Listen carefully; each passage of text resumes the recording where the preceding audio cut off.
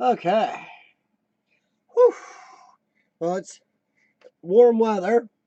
So once again, I'm not expecting, tons of people to come in because God knows what you're doing outside. And I've sneezed. Great way to start the stream. Hey, ACJS, how's it going? Steady boy, how you doing, man? Kia ora.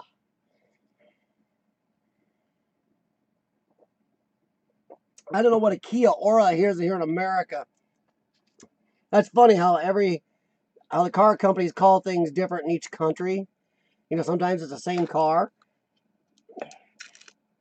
Well, ACJS, I won't feel quite as bad for you though because you're smoking. Don't smoke. Smoking makes your breathing worse. Not that I'm running any marathons outside today, trust me. Ugh. It's not the heat so much as that humidity, but I'd rather this any day than freeze to death. Needs a hello in here. So your car's the Kia hello? Huh. That's okay, dude. Hopefully the doctor appointment is nothing serious. Some good news. Well, dude, we got live stream this Friday for sure. So that'd be cool. No, not cutting down smoking, ACJS. You gotta stop. You can't whine about hard to breathe outside if you're smoking. Sorry, everybody, I'm having a snack while I'm doing this because I had a rush and trying a little breathing treatments done. I was filming outside today with a drone and bleh, it is thick. I was filming flying across the Mississippi River here in my area. And my drone actually made it all the way across without losing signal, which is a long ways. My drone has a range of just over a mile, which is, well, I was a long ways. I was about a mile, and with a lot of interference, it was pretty good. Hey, Walter, how's it going? Once again, I apologize for eating. I was a long time without food.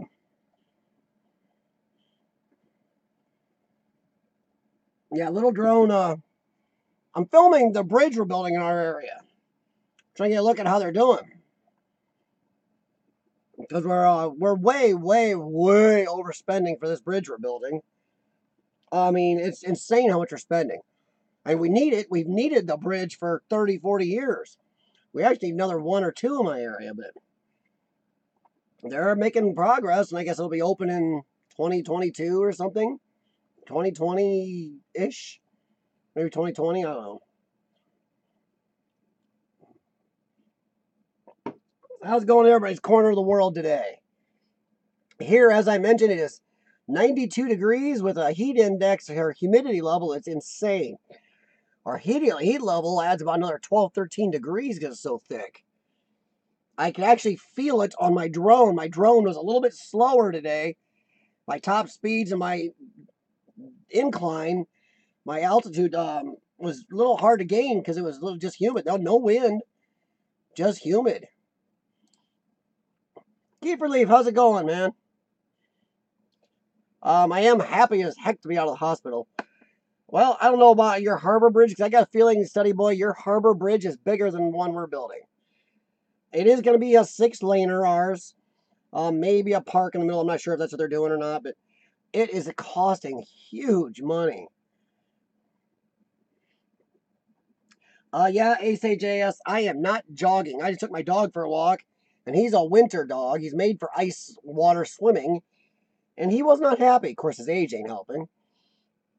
But yeah, it's, yeah, I'm going to do a vlog on my vlog channel, one of my vlog channels later about my drone. I love the drone. DJI builds the best drones out there in the world. They just do. And I love this little guy. He's solid. He flies well. He does good pictures, good videos, easy to maintenance. And boy, when you crash, it comes back again for more. This can even live stream on YouTube. But, oh, that's okay, Kiefer Leaf. We've all got schedules, man. If you show up sometimes, I appreciate it, no problem. If you ever start doing a live stream too, make sure I show up. Because, once again, YouTube is having more problems with notifications again. I've had to re-up some people again. Some other people have had to do it to me. Also, I haven't watched yet. There's a couple of videos out there from some of the big YouTube guys, so be careful, everyone. That the YouTube, not the analytics, their computer program that keeps track of all and pretty much runs YouTube. Well, algorithm. The YouTube algorithm has been changed again and is actually causing a lot of problems with some people's watch time. Is killing a lot of people's subscriptions. So there's a lot of stuff going on. Notifications have gone through the toilet again. But I understand we all have jobs, Kiefer Leaf. We have things to do, families, whatever. But yeah, this little DJI Spark is an amazing exploring drone. I recommend this to a lot of explorers because of how solid it is, how small it is. People don't get afraid when you put this in the air. A Mavic is a better drone. It is. But it's also much bigger. Even the Mavic Air is a lot bigger. Also, the Mavics, if you crash them with their movable arms, they break. But honestly, I'm not going to do my whole vlog on there right here, but because it's a different type of channel. But for an urban explorer, I love the drone itself, but I have a hard time recommending it anymore due to the company. DJI likes to act like they still own your drone. And they do updates that cause crashes and or takes away functionality, which is amazing. It seems like they've gone out of the way to limit this little Spark while they don't do the same thing to their other drones. So I'm a little bit annoyed at that. Why give this thing so much potential and then limit it so much? So I'm actually not very happy. Oh, you crashed yours flying 400 feet, Kiefer Leaf? Well, I was flying over our bridge area over the Mississippi River today. I was actually at 400 feet. And as you can see, I got my FAA numbers on here. Make sure if you have a drone and you're in America, make sure you have your FAA numbers on your drone now, because the FAA has now started fining. There are a lot of police in a lot of areas that know now if you do not have FAA numbers, you can get a huge fine and even some jail time if they're cranky. Hey, works hard for MK3. How's it going? Yes, thank you, dude. Not just for my live stream, for anybody's live stream you're on. Always hit that like button if you are enjoying the stream, because that does go in the YouTube algorithm, and it does help that channel, or at least let YouTube know that person is creating and putting stuff out there for YouTube. I am going to register for monetization yet this week. I have been qualified for a while, but I want to make sure I'm on solid footing to do so. My watch time has taken a hit while I was in a hospital, but it's still way above where they need it to be, which I appreciate from everyone. I also appreciate you guys watching the live streams I did from Gary, Indiana last week. That was great. I love doing live streams like that. If I can live stream an explorer, I know the quality sometimes is up and down, but people seem to like it, and I love sharing that I just found it moment with everybody. That is something that no matter how good an urban explorer is at making his videos, it's hard to get that to come through again. And if you can join me while I do that, I really think you get a little bit of a feel for how I'm excited in seeing these places. And you can ask me to aim the camera at something you want to see. I do that all the time. I had a couple people at the bank vault ask me to aim at something, and I did that. So that was great. So it kind of gets you involved. Urbexy, how's it going? How is the weather over there in Scotland right now? Last I knew, Pajerico was enjoying the warmth. We are past warm into darn hot and darn humid. We have 8 people. I think I'll start one of my main topics. As a lot of you know, I went to Gary, Indiana last week for a urban exploring trip. But the guy supposed to meet me there, Tenzo Roku, didn't make it. His car blew the fuel pump halfway. So he was stuck over 2 hours from home. And yes, Works Hard MK3, you did. I do believe you did. I remember, Steph's Day Off, I have talked to. And I've been on her channel, I think I was in the hospital twice. YouTube is a boon when you're stuck in a hospital. Trust me. Oh, if you ever get stuck inpatient in a hospital, you will come out loving YouTube more than ever. Yes, Study Boy is right. This is part of the YouTube problem. Sorry to stop what I was talking about, but YouTube is not sending out notifications to a lot of people about live streams, about videos being put up.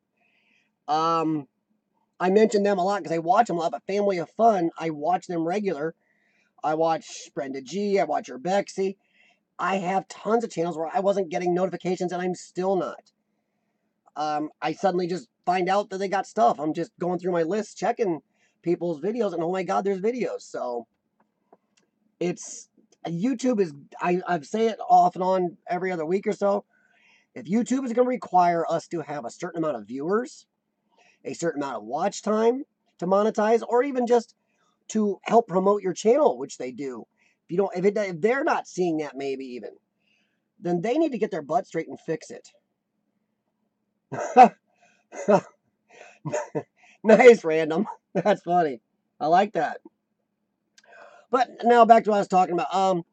As everybody knows, I went to Gary, Indiana. I thank you for joining my live streams, and I'd like that a few people made suggestions on where to move the camera and show you guys some stuff. I like that you got involved and appreciate it.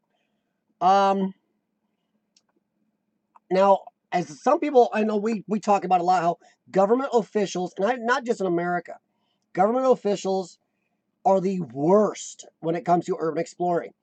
They are more rude than the most rude landowner. They are mean, they are threatening, and they control a lot of land sometimes, these city, county, state people. But they're very mean. Well, hey, dude, good luck at your doctor's appointment. Get a hold of me later, man. Let me know how it went. Hopefully everything works out good, man. You've been working really hard. Well, I know we all talk about how, man, these government people are just jerks. Well, I don't know if anybody knows, but Gary, Indiana, for the last about 5 years, you can purchase an Urbex permit from them. They realize they have a lot of blight, so hey, why not try to make a little money off it? Which I have no problem with. For $50, and later tonight I will post the links to the actual where I can get a hold of the guy to do so if you want to go to Gary. It does cover 6 places controlled by the city. If you any other than those 6, it's kind of on your own butt again, obviously. The permit, like I said, $50. I did it on phone, paid my Visa. He emailed me everything on my phone and my tablet, locations, everything. Some of them weren't the best, honestly. But really, the bank vault was there. I got the theater, and it was destroyed so badly. What a huge, empty, amazingly creepy feeling place. I also got that hospital at the end. Not amazing, but good. And exploring when you know you're okay to do whatever you want, noise, anything. It was nice. I know some people I've already heard some people on some other that knew I went to Gary on a few of the Facebook pages say crap on these permits. That's crap. That's stupid. Well, is it really? We whine and whine about government people being jerks. What's wrong with a permit? It also releases them from liability, which a lot of government people are worried about, liability. So I'm having a problem understanding why these same urban explorers that are angry at government people for not being better are now angry at the city of like Gary, Indiana. And I hear there's a couple other areas they're doing it. Angry at them for here's an urban exploring permit. Here's 6 places the city owns. Go for it. Have a good time. I don't understand why they're angry at that. Sure, they may not be the most epic places, but I enjoyed it. Since Tenzo Roku couldn't make it down there, it made my day good. because there were a few areas him and I would have gone together that were too sketchy for me to go alone. Not just because of health, because the buildings were unsafe or the area was unsafe. And these ones controlled by the city are still not in really super safe areas. You just have to watch your butt. Yes, Urbexy, the bank vault was epic. Shawn is still annoyed with me in a good way, but it's something he has always wanted to see as a bank vault. And when I sent him pictures, he's like, "You suck." Maybe he can go there yet this year later with me if his health is improved enough, and we might be able to make a day trip and go out there. But bank vault was amazing. The rest of the bank wasn't too much to see. Upstairs there was a tax assessor office, I don't know, or a tax preparer office that was in the old leaded glass door. It was really cool. But the vault, the whole trip was worth the vault. And to be able to do that without any problems, and if I did run into problems, I'm okay to call the police. I'll never get in trouble. I applaud the city of Gary, Indiana for doing that. They save themselves liability issues. They actually give themselves a good name to me, and a lot of other urban explorers I've talked to are like, really? I'm all for it. $50 only? Fine. That's great. So, to the city of Gary, Indiana, I thank you for helping make my trip great. If I explore some other places in your area and I get caught by police, or maybe you're annoyed with me, I'm sorry, as I probably will do that in the future. But the places you had for the permit this time kept me busy, kept me happy, and I hope you guys add even more. The man I talked to says they are actually trying to add more. He would like in the next year or two to add another 6 to 15 sites. It depends how things go, he says. If they could get 12 to 25 sites that you can explore with a permit, that's going to really be great for a lot of us. And for a lot of us, I don't care if other urban explorers seen it. I haven't. That bank vault has been seen. But for me to climb up that door and see it and touch it and walk into a vault, it was great. The fact I was able to live stream to you in the vault, I thought that thing was going to die out, but somehow it streamed almost clearer in the vault than it did out. So, if anybody wants to explain that to me. But what do you guys think on here? There are 6 of you on here right now. What do you feel about urban exploring cities, counties, states, whatever, selling you a permit to explore? Are you all for that, or are you not so into it? Well, Study Boy, yeah. Isaac says you guys are kind of tough there. So, yeah, that'd be great if you guys could maybe talk to somebody in your governments and see.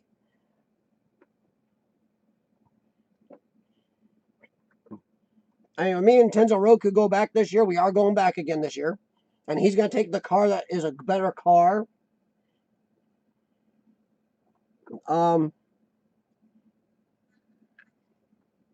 We're going to explore. He wants to see a couple of those places, so I'll go back with him. The hospital I'd like to go back to is I didn't have a lot of time.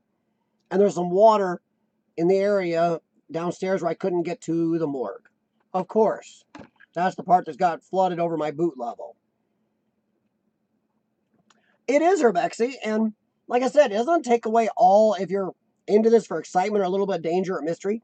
Unless you've seen it, it doesn't take away any of that mystery. And there's the bank even itself had an upstairs and some offices, some old furniture. I got some great pictures of them, some cool views, and they were in some sketchy neighborhoods still, a couple of them. So you're not losing your excitement. Well, Study Boy, the problem is, I don't know if you mean for all of it, but these were for city-owned sites. They can't sell a permit to private-owned places. That'd be up to private owners again. At least here in America, that's how it works.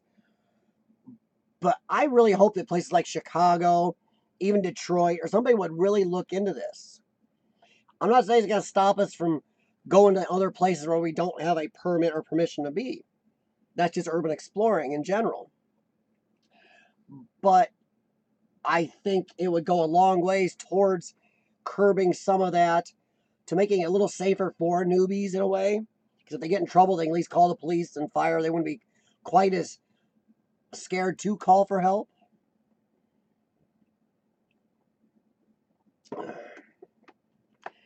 Yeah, study boy, there is a bunch of bad apples that spoil exploring for a lot of us in every country. How's my audio, guys? Because I watched a couple of my live streams back. My audio almost seems a little too loud. I mean, I can try turning the mic down a little if it's too much. Just let me know. It almost seems like I'm just too much. You know, the mic is way up here, actually about 2 feet from me. It is too bad that there are people in every country that destroy. But my opinion is, I believe I'm going to thank once again the city of Gary, Indiana, and the guy I talked to. I'm going to thank them for even giving a crap enough to do that.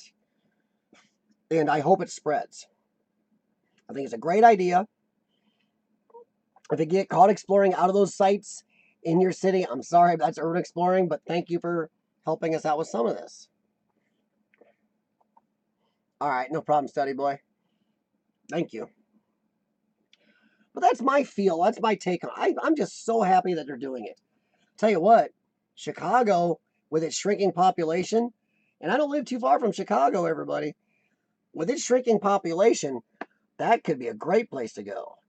Except Chicago has a heck of a crime rate.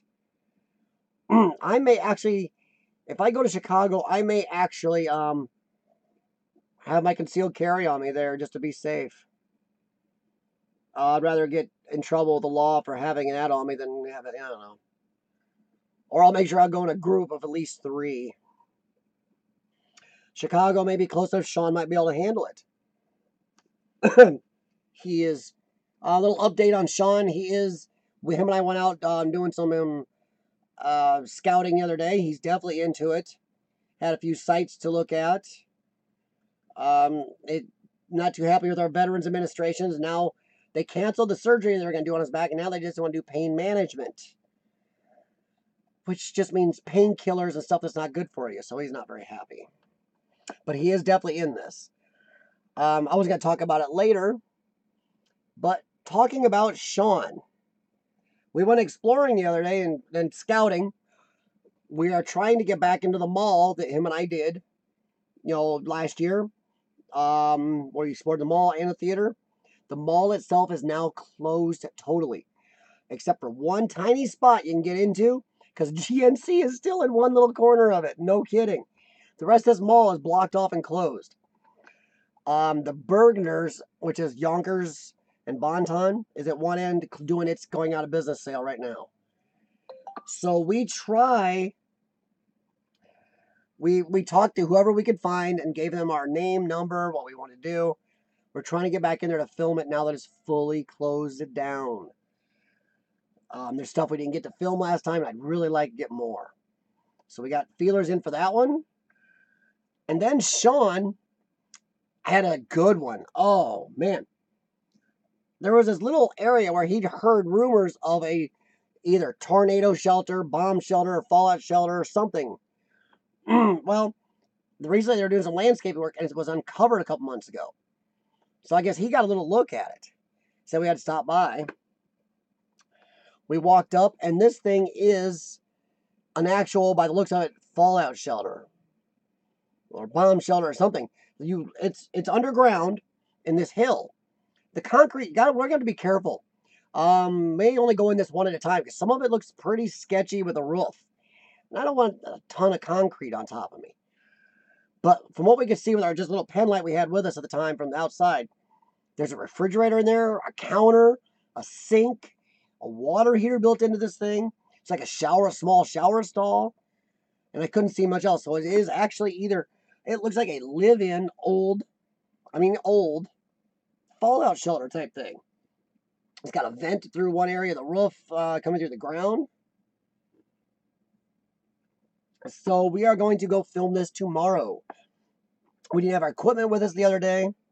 Or last week. But also, the gnats there were horrendous. So we're going to roll ourselves in bug spray. And we're going to go back with our big lights and try. It's kind of along the highway, so you're going to be careful. But we are going to go in there and see what we can find, and we're going to be very careful.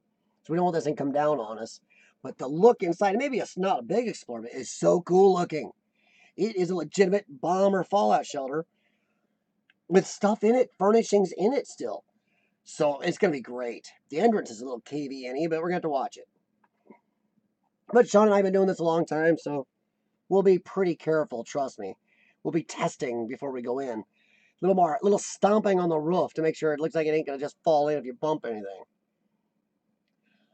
So yeah, good on Shawn. Shawn found this, and I'm excited. It may not be a big explore, maybe a little area, but it's going to be so cool to see. And that's what I'm after. It's cool to see. Let's see here. Sorry, I'm going to catch up on the chat. Well, study boy, the best thing to do is ask the government. Ask your city, your county. I don't know what you guys call counties there. City, county, or state. Does New Zealand have states? I don't know. Ask your local government if they have any. And really try to get in and tell them what you want to do and tell them you don't have to record an actual video thing releasing you from them from liability or sign anything they want. That's what we needed here too. Liability thing. That orphanage you guys did, I have not watched the last part yet, Study Boy. I'll watch that tonight. I know TL was there too. I think that's the one you're talking about. I'm gonna try to watch those tonight. I'm trying to get back in the swing of things. I'm still behind. But yeah, you guys, you stick with it. Try talking to him. I know Zeke is a little down right now about it. Urban exploring isn't easy in anywhere, really.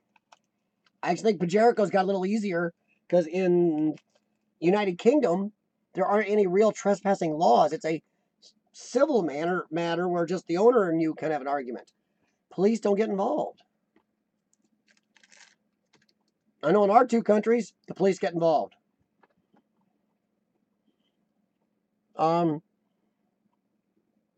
Yeah, Study Boy, when buildings go to waste, you always wonder why it's not being used. You did a tracking bunker last week. Well, this won't be that fancy, Urbexy. This thing me and Shawn found, I mean, this is old. I'd say it's probably done in the 60s, 70s maybe. Between the 50s and the 70s, somewhere in there. And the concrete itself at the entrance is starting to fall in. So it's not going to be near as nice as your tracking bunker. It's going to be pretty rough. Like Backyards Bob made his own little underground shelter type stuff. That type of thing. Now, I don't know if they had what they called preppers like we call them now. They're 20, 30, 40 years ago.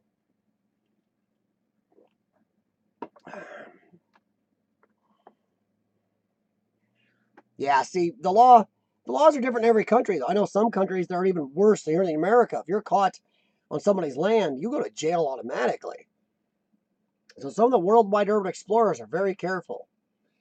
Like I know in China, don't get caught. Or if you got caught urban exploring on somebody's property, which is funny because it's all the government's property, you go to jail instantly in a lot of those places.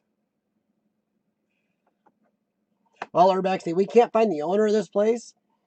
And Shawn and I have learned over the years of doing this, when a place is kind of sketchy looking, as in not super stable, asking the owner is the worst thing you can do. And for any landowner out there, I'm sorry, but yeah, you're kind of weenies about it. They won't even if we just release them from liability with a video or signing something, they don't care. No, I don't want to take a chance you guys getting hurt. Dude, we're taking the chance. So unfortunately, when it's a sketchy place, it's not in very good shape, we just go in a lot of times because 99.9% of the time, the owners are going to say no just because of the sketchiness of the place. Which, unfortunately, is kind of one of the things we like to see is a place in that condition. You get a real feel for what it was or how it was left.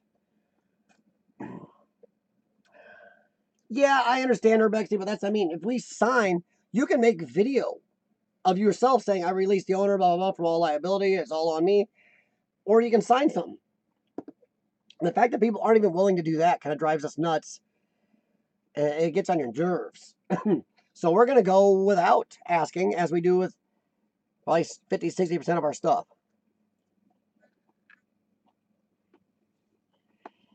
There are a lot of places we ask.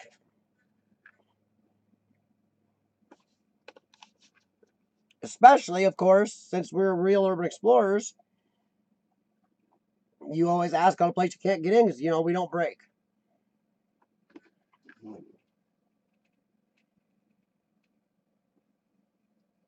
Sorry. Ugh. But, I don't know. It's unfortunate that asking a lot of times gets you more grief than not. I mean, Shawn and I, over the last 30 years, trust me, we've gone into explored places without permission and then had some fallout later if we got caught or people saw a video we put somewhere or something. We'd rather that than not see the place. We accept consequences, but at least we saw it. I mean, we're that into this. Like I said, we did this a long time before I ever put up YouTube videos. It's all about seeing the place and preserving it and just feeling it. And if I end up getting in trouble afterwards, that's fine. But to ask somebody and then miss it when it's wide open and they're probably gonna say no, that kills me when that happens. And Shawn knows I have a problem letting that go when that happens. But yeah, Shawn's still out there, and he's gonna be in more videos. Now, Gary, Indiana. Let's talk about Gary a little bit. The actual town. Well, actually, first, before I talk about Gary, is there anything you guys want to discuss more about, the laws, whether or not you ask advance every time or not? How often you have to play Ninja? Because we all know, if you're an urban explorer, I know when Isaac started, let's see, it was abandoned New Zealand originally. Now it's urban Kiwiana. When he started, originally, he refused to absolutely go anywhere without permission. And that's noble. And really, when I started doing this with Shawn, we were the same way. But you get to a certain point, you do this long enough, you realize, one, sometimes there is no owner. Two, sometimes that person, you can't find them anymore if there's a death. It's just sitting there idle. And other times you get a feel for when people are going to say yes or no. And it's like, they will rather, we've actually had people we asked, said they would rather let it sit there and decay than ever let us see it or film it. It's like, why? I never understood that. So, I don't know, it's a tough thing. Sorry, he was yowling down here. He probably won't stay long unless he smells my lunch meat. I don't know, it's just kind of a... Someone always kind of wondered why people would rather let something sit and destroy itself, fall down and rot, than ever let us get a picture or film it. I've actually had people tell us that. I don't know how often do you guys run into that? It's like, ugh! Makes you want to club them a little bit. I don't know. How often do you have that? But Gary, Indiana. I don't know how much some of you guys that are out of the country know about it. Gary, Indiana is actually not too far from Chicago, Illinois. You could almost call it a suburb, just in the next state. Gary's pretty... They got huge, huge areas. Not quite as bad as Detroit, but huge areas that are just empty, blight, destroyed. It's craziness out of that place. It's almost like going around an apocalypse zone.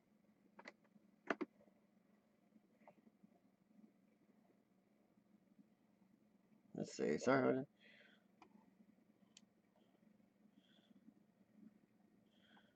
No, it's not that you need to get over it, Study Boy. I mean, me and Shawn have never got over the wanting to get permission. We ask a lot. We look up, here in America, we get on and do tax searches, and find out who's paying the taxes and mail them letters. Or if there's a phone number, we try to call people. We knock on doors. I've got a letter I got to leave on a couple of buildings coming up here soon. You always try. Never grow out of that, Study Boy. I hope that people will get better. Well, it's not so much that here, Urbexy. I don't know, when you talk, sorry, let me finish. Study Boy, never get over that. Always want permission. That's always a great thing to try to get permission. Just isn't always happening all the time. Exhaust your try to get permission first. How's that? Unless you're like, get into a situation like me and Shawn on some place where we know it's just going to rot, be buried again or something like that.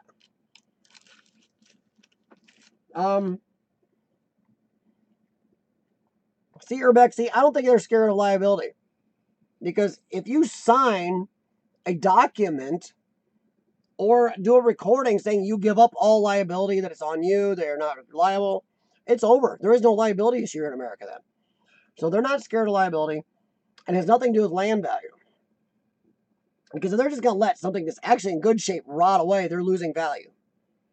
But if they actually tell you with a nasty look on their face, I'd rather let that rot than you go in there and take pictures of it. It's like, that's a attitude of hatred or meanness that I don't understand. It's kind of like a 5-year-old with their toys. It's mine, mine, mine, mine, and I'm not going to share. It's that type of attitude. Shawn and I run into that a lot. It's theirs and they don't want to share is what the problem is. Now, I don't know if that happens over there, Urbexy, but here in America we have 5-year-olds. It's their toy and they don't want you to touch their toys, no matter what. Even if they haven't touched that toy, it's been in the bottom of the toy box for 2 years. They don't care. They don't want you touching their toy.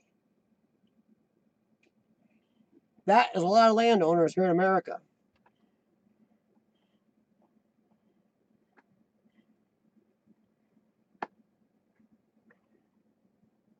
Which also is, study boy though, most urban explorers actually don't make a penny off filming their place. If I get monetization, I won't be making any money. Only thing that money's going to be going for is maybe to help put a dent in my gas or food costs or maybe a stay somewhere. My chances of ever being like Josh or somebody and making money on this, that's what, 1,000,000 to 1, 2,000,000 to 1. The chance of me making a little money just to help pay for half a tank of gas, on the other hand, is decently real. So I'm not going to make any money off their land. And once again, if they're willing to just let it decay for no reason, why do they care if you did video it and if you did make a penny? I don't understand. Yeah, Rebecca, it does sound like a millennial with an iPhone. Hey, Tenzo Roku. Tenzo Roku will now be driving Chevy from now on to and from his trips.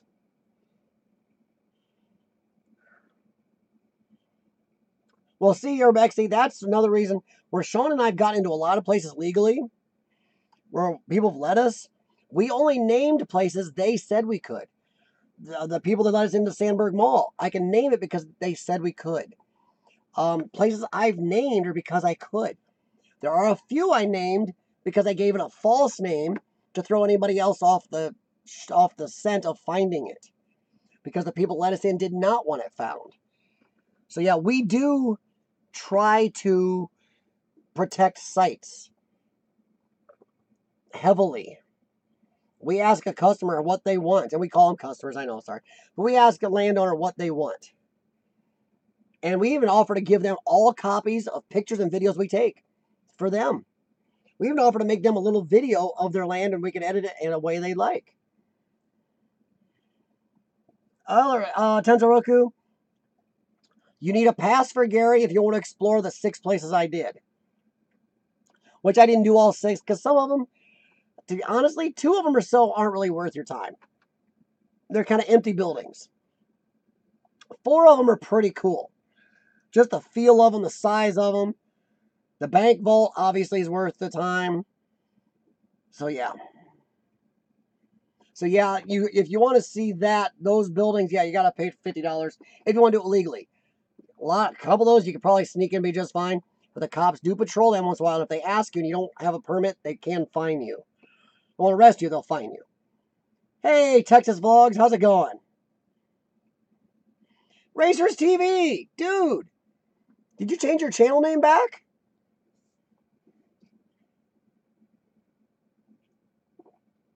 Racers TV lives in my area, and he's been in Sandburg Mall too. And actually, I should talk to him. Actually, I was going to talk to you, Racers TV, but I haven't had any luck getting back into Sandburg Mall yet. Shawn and I just talked to somebody the other day who's going to pass our name and number on to somebody bigger up now. We'll see what happens. I got a feeling we're never going to get called back. It depends how many people are in the group, Tensoroku. The permit is good for you and one other person. That's what they said. So if there's 4 people, you're going to need 2 permits. If there's 3 people, you need 2 permits.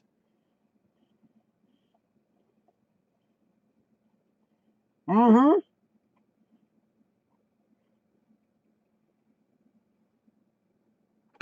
Well, study boy, the guy at the orphanage said just because a guy from USA came by and filmed it doesn't mean the guy from USA made a penny on it.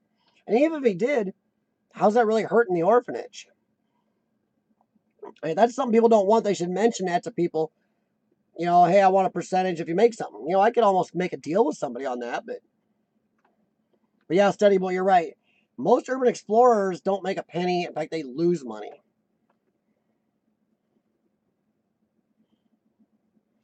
Hey, Texas, is it hot down there too? So I'll tell you what, you guys get hot down there, but I know Florida gets the humidity. Every time I've stayed in Texas, it's gotten hot. It's been more of a dry heat. It gets damn hot, but it's a damn hot dry. We got darn hot with a lot of thick up here. It gets any more humid outside, you're gonna have to dog paddle when you step out my door. Yes, Racers TV, it has been a while since I've seen you on here. And didn't you change your name?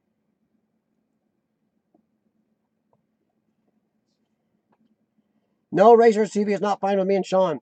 We want back in there. We want to film that place. One way or another, if they're going to tear it down, we're going to find a way in there to film that place.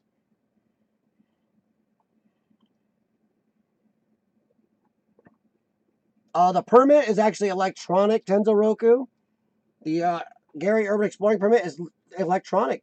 He emails you everything. You have it on your phone. All you do is show it to a police officer. It's great.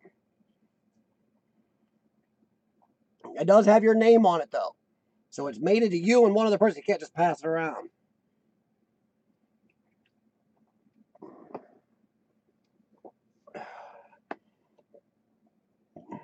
But no, I'm really hoping that we can still get in there, Racers TV. If Shawn and I get some type of call, I'll let you know. Because I knew you really wanted to get back on that. And if the whole mall is closed up soon here, oh my God, it's going to be even better. So, yeah, we're going to see what we can do. They got signs all over the thing now. You're going to love this. And this goes back to the what the hell. I don't know if it's as bad in other countries. But I'm going to speak for America right now. And this is for any landowner, any business owner, property owner, government person. What in the name of the back end of a donkey's ass is wrong with you about filming places? This mall, Sandberg Mall, is closing. It's a fact. It's got GNC hidden in one corner, still open. The rest of the mall is dark. JCPenney left. The tire store on the exterior of it is leaving because they have to. Bergner's, which is JCPenney, Yonkers Bonton. Yonkers, the corporation, is going out of business. So Bergner's is closing. There's going to be nothing there real soon. It's going to be totally closed. But why in the name of ass are all the people in this country so shitty, and sorry about my language, about letting people film in there? There are signs up all over. Don't take pictures, camera crews, no filming, blah, blah, blah, blah, blah, blah, report to the office. And oh, what's funny is they get the office blocked off so you can't even ask the office. Neat sneaky trick. If you're closing something, it's going to be closed. They're not sure they're going to demolish it or try to remodel it into something. But if you're going to close it, it's not going to be that anymore. Why the F do you care? It's filmed. I don't understand this thought process. If I have this house here and I was leaving it and never going to do anything with it, or I was going to demolish this house. Say I was going to move to a house 3 down, going to keep this land, and going to demolish this house. Somebody goes, can I go in there and film that before you drop it, knock it down? I'd be like, sure, go for it. What does it matter? None. Zero. You're losing nothing by letting people film it. All I want to do is film this place and preserve it. I'm even going to talk to the Galesburg Historic Society if I can film it in there and offer them my film and pictures so they can have that for preserving it. So I do not understand that. Hey, Kaiser Glick. But in America here, we have a huge problem with people just being totally crappy about it. Crappy is the nice word. But man, the signs all over that mall made me and Shawn go, really? You're closing it. 9 out of 10 chance you're going to demolish it in the next 6 months. Why do you give the rat's ass if I film it? Or anybody films it? I don't understand that.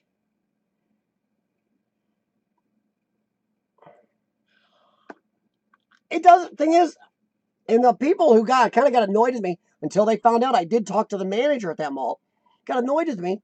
But I asked the guy, I go, but did I really make fun of your mall? He goes, no, actually you showed it in a kind of a positive light and that you really didn't want it to close and you're sorry to see it go if it was going to go. I don't understand that. I spin it. I don't sit there and make fun of it for closing. I bemoan the closing of malls. I bemoan the fact that people don't have the money to just go blow in malls.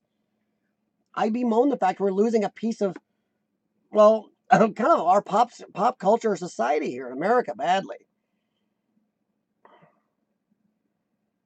I just don't get it.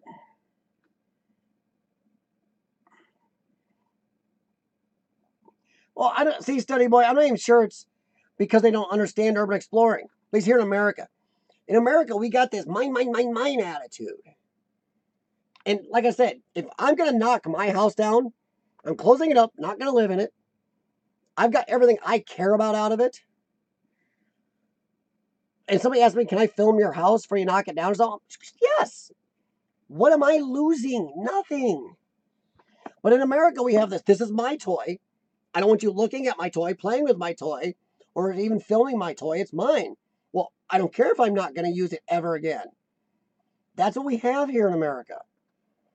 And the fact that they went out of the way to pin this stuff all over the place shows a stupidity level. And I don't think it has anything to do with a business or lack of urban exploring understanding. It's mine, and I don't want you looking at it. So yeah, it's yeah, Racers TV. I think you're right. It probably will be demolished by then. Or I was talking to a couple employees inside Bergner's. There is still a chance some of it might be demolished and some might be reused for something, but they don't know what yet. But yeah, right now Bergner's is going out of business sale, and GNC is moving out real soon. It's the only thing left. So I don't understand. Thanks, Kaiser. Yeah, it was good. It's good to be out of the hospital. Tell you what. My trip to Gary, Indiana last week, I needed that, guys. I needed to get out and keep from going stir crazy. My wife was going to put a bullet in me, I think. Oh my God, I said that on YouTube. I might get in trouble. Whatever. Yeah, I saw the one you did your local mall, dude. Some mall workers don't give a crap, but some do, and I don't understand that anger. I don't understand a lot of malls, and I know it's not just in America. There's a lot of malls around the world that have signs up, no filming, no pictures. Why? Why? I don't understand that. Why are you so got your panties in a bunch about it? What?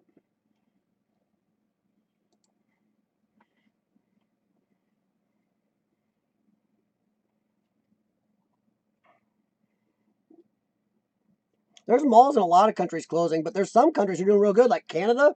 Malls in Canada are doing great.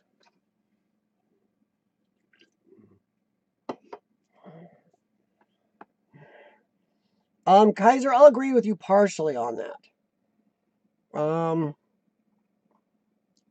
Like I said, I'll agree with you partially that some people are lazy and dumb, but I still think that a lot of it is greed or selfishness. That's it, selfishness. They're very selfish. You can't touch my toy, even if it's been in the toolbox for 2 years, toy box for 2 years without me touching it. I don't want to play with the toy, but you can't either. I believe that's really a lot of what it is. Yes, buddy, we are doing Northridge next month, and thank you very much to Chad for that one. I said it last week, I'll say it again. Chad, the man, went down and Chad fought the law, and well, Chad won. Of course, they took his money and gave him the receipt and the pass to go. They can't really say no then and rescind it without, especially since they want to give his money back. So, Canada does have Walmart. Yeah, they do. Canada did have Target. Target did not do well in Canada. Target, there's actually vlogs on YouTube about that. Target spread into Canada, and you got to do a lot. You got to jump through a lot of hoops in Canada. Canada is not a true free republic. Their government does control a lot of stuff. All their broadcasting is controlled by the government, stuff like that, and a lot of their businesses. You got to have the government patting you on the butt. You got to be nice to the government. But yeah, Target didn't do very good in Canada. They lost a lot of money in Canada. So yeah, they got out of Canada. At least last I knew, the last Target was closing there. Target didn't just have a fallout. People just didn't like Target for some reason up there. And the funny thing is, I love Target. I like Target better than I do Walmart. Okay, to be honest, the people in Target, and I'm sorry, Walmart, but the people in Target are a lot less scurvy than the people in Walmart. There's a reason there's a website called The People of Walmart. You walk in there, you're going to see some chick that's 400 pounds wearing a thong. It's scary what you see in Walmart. And here in America, if you go into Walmart, there's times you can spend an hour in Walmart not hear English. It's a little tough when you know that's where all the illegals are going. Yeah, there's a lot of abandoned Targets up there. Yep. There are a lot of videos talking about Target failed up there. Well, the thing is, Kaiser, we've caused no problems for the mall with our first videos. In fact, we showed the mall as something we would hope that we wanted to save. That we were bemoaning the fact it was going away. And the owner that did the mismanagement to help kind of drive it in the ground is not the owners that were there now. And we made sure they knew we were not talking about them. We made sure of all this. So they knew we weren't bemoaning anything about it or talking anything bad about them. I still think it's a selfishness thing. Or like Kaiser said, they don't understand urban exploring. They don't understand why we want to preserve these places. Sure, I understand that not everybody can understand why I find these places beautiful. But just like some people actually find a Ford Mustang beautiful, which it isn't, sorry. But I don't bemoan somebody wanting to have a Ford Mustang. It's just the way it is. Even Harley Davidsons. You want a Harley, that's fine. I think they're crappy, loud, overpriced bikes. But you want one? Hey, go for it.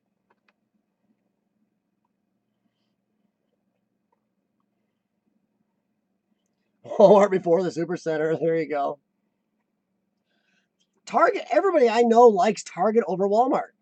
Tell you what, Target's a lot better, fun, clean store. You go in there and you're not worried about getting mugged or there's no website called The People of Target because Target has a slightly better clientele. Nice. Well, Tenzo Roku, those are the same people that like to urban explore after dark. I was actually contacted by an urban explorer I know from, well, not really know, from part of Missouri. He wanted to go urban exploring. He had a place to get into. I'm like, okay, he described the place and when he wanted to go. I'm like, dude, I won't go exploring at night. Well, that's all I do. I'm like, dude, that's why you've been caught by the cops 9 times. Well, I only explore at night. And I'm like, have fun. Walmart there is called Asda. Is that actually still Walmart? I thought Walmart was a worldwide corporation. That was Walmart everywhere. I know that Aldi is actually from Germany. And we have Aldi stores here. That's based out of Germany.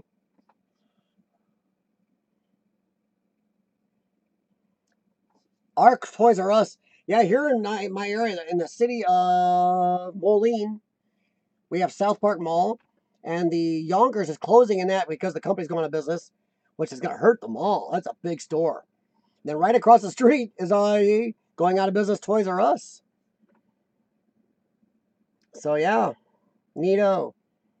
Losing a lot there. Target does have a better atmosphere. Their stores are cleaner. I'm sorry, they just are. Um, the the the stuff they have seems a little nicer. A lot of it does seem a little nicer. The stores seem like they give a crap. Target stores, even if they're big super Targets, don't feel warehousey and impersonal like Walmart.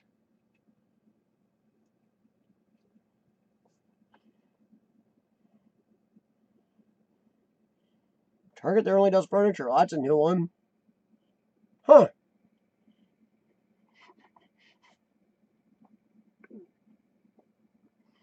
Kaiser, you're right. That's the way it is here.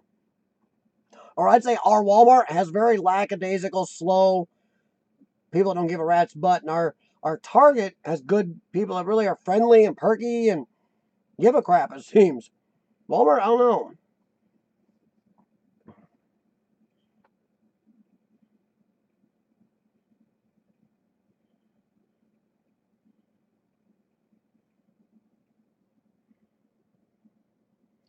Well, that's cool, Racers TV.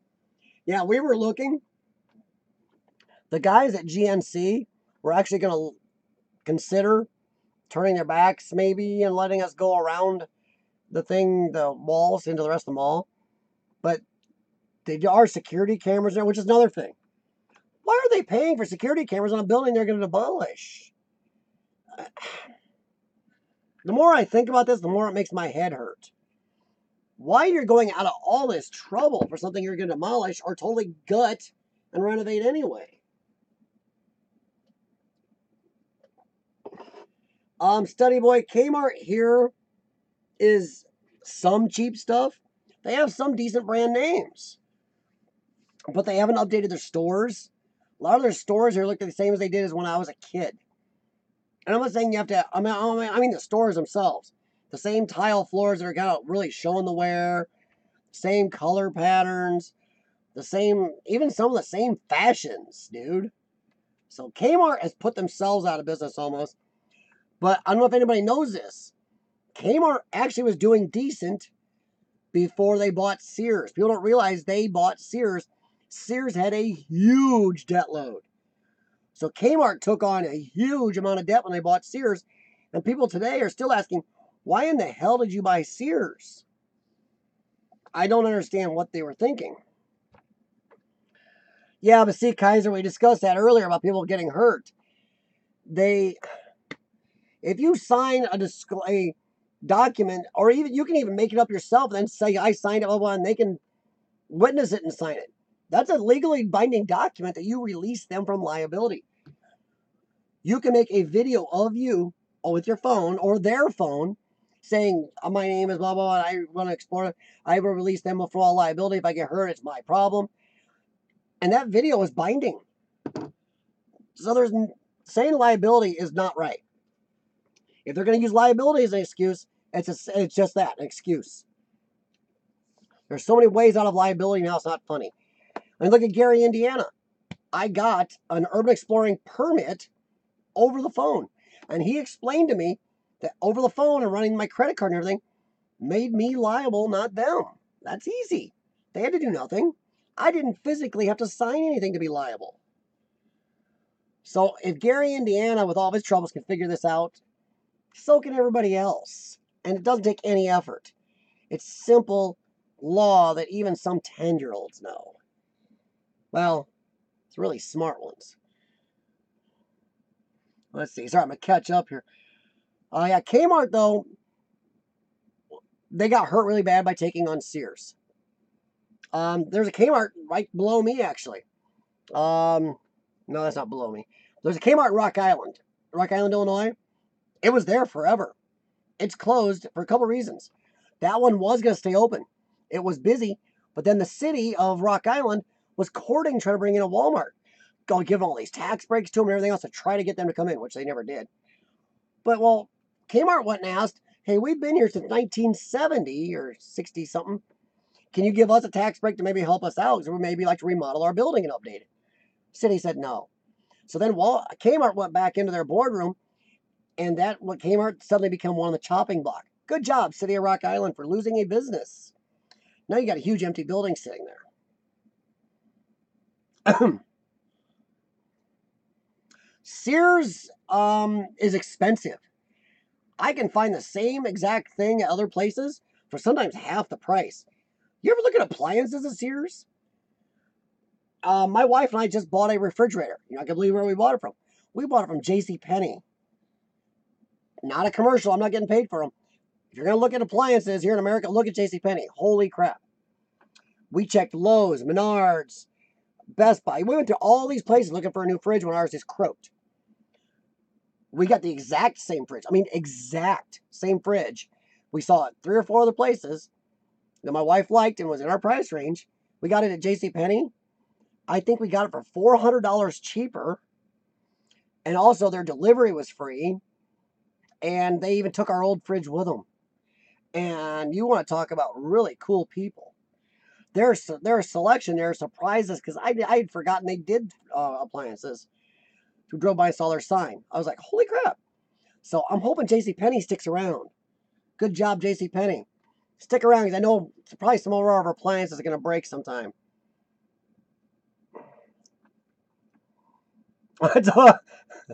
Well, if your dogs were typing, Texas, that's great.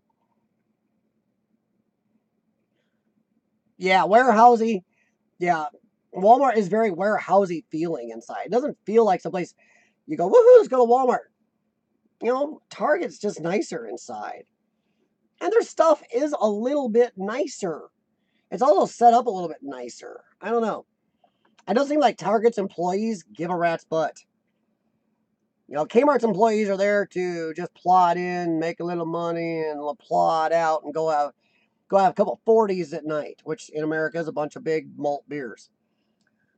Target employees get up in the morning, do their thing, talk to their family, come to work, do their job, have a good day, talk to some customers, take care of some customers, go home at night very happy, and talk to their family and enjoy their jobs a little more. So, just what I see. Sorry, I'm trying to catch up here, guys. But yeah, Sears, I think, and here in America, they failed because their prices are too high. Sears prices are insanely high. It is sad to see them die. I mean, I knew they're screwed when Sears sold off the name Craftsman. Now you can buy Craftsman tools. It was Ace Hardware owns Craftsman. I mean, why would you sell off your one big asset that was still making you money? People were still flocking to Sears to buy Craftsman stuff. Now you remove the reason people went. I mean, if you're a non-auto mechanic here in America, a lot of your tools are Craftsman. Sure, if you're a line mechanic, somebody that works for a living doing it, yeah, a lot of my tools are Snap-on, Matco, and Mac. That's the way it is. But yeah, seeing Sears go out of business sucks. Now, Von Maur is an old company. Originally, it was called Peterson's Harned Von Maur, but Von Maur is doing really good. They are not just holding their own; they're making good money. J.C. Penney has got some issues, but they've pulled themselves up recently a little bit. I still go to J.C. Penney, or I order stuff on their online catalog because J.C. Penney sells good stuff at a good price, and it's stuff that isn't just old people stuff. Sears, I don't know. Sears is just too expensive. I can go to JCPenney and buy the exact same thing for half the price I can at Sears. So I'm sorry, Sears, why should I go there? Which is Kmart Corporation owns Sears. You think Kmart would have done something about that?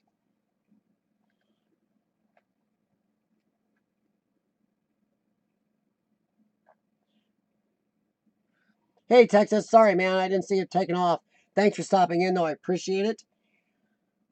Hey, feel free, Texas, if you have to do something. If you want to, next time you're in, if you're still here, go ahead and bring up topics, man. Join in. Wow. Really? They left stuff? That's crazy. Well, I guess since that's the only thing Kmart Corporation is going for it. Kmart, the actual corporation, owns 90% of the actual stores and land that Kmart's are on. They didn't rent a lot of places, they owned them. So that gave them a lot of money leverage. Sears does not. Sears did a lot of malls where they rent stuff.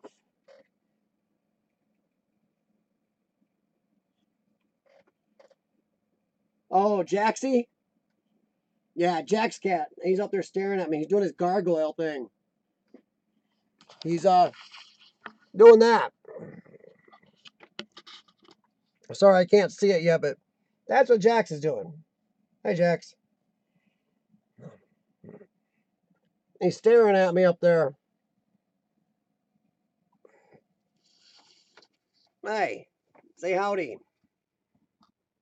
You gonna stare at me and purr? Ah, that was a good one. Oh, now I got my camera back up there. I like this camera. It's very mobile. On the channel.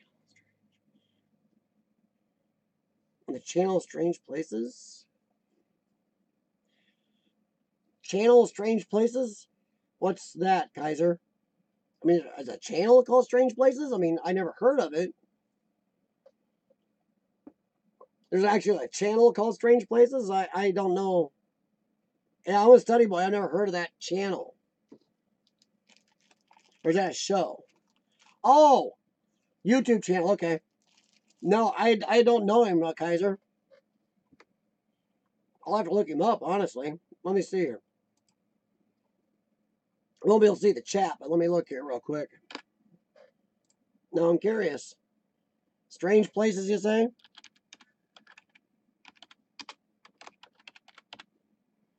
Oh boy. This ought to be fun to find.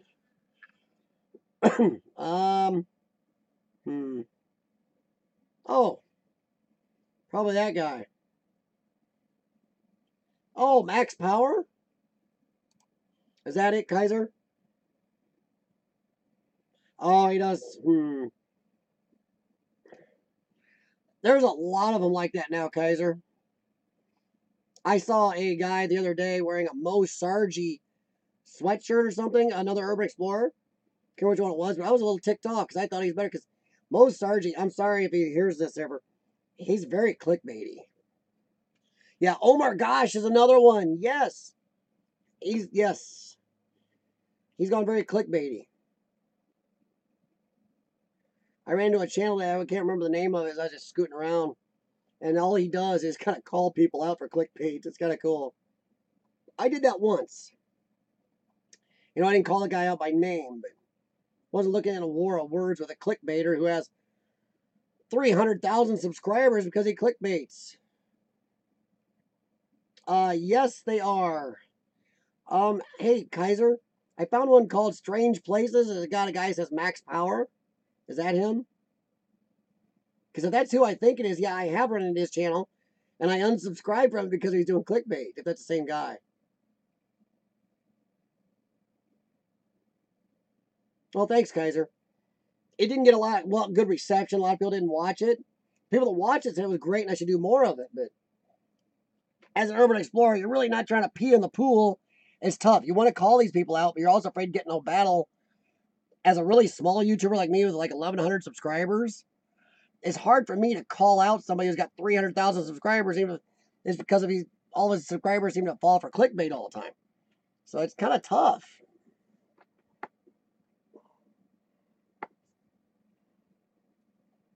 James the Fam is the worst. I don't know, man. There's so many these days. Study boy. Kaiser knows. Here in America, I know it's bad in other places, but I think American urban explorers are the worst. And now we got this new breed of urban explorers. We discussed a little. I think Tenzo Roku brought him up. In fact, I know Tenzo Roku brought him up because he posted a site on our Facebook page on the exploration and beyond about these guys who are now doing the type of urban exploring. They just go in and just trash a place, and they're videoing themselves on YouTube doing this. And I'm just almost screaming and going, "Oh my god!" And I did not watch enough of the video to give them a watch. I didn't help their watch time. It's like, oh my god. Yeah, I haven't done any clickbait yet. If I do a thumbnail or something, the only time I made a joke one time is somebody called me. It's like as I saw I was stepping in a bunch of holes in this graveyard. I go, oh my god, what do they have? Zombie beavers? And somebody called me after that, going, "Who those people who look for zombie beavers?" I'm like, are you kidding? It was a joke. If you're looking for zombie beavers, you're an idiot. There is between clickbait and stupidity. Yes, I know Josh is hanging out with Mo Sargent. I haven't watched Josh in a long time.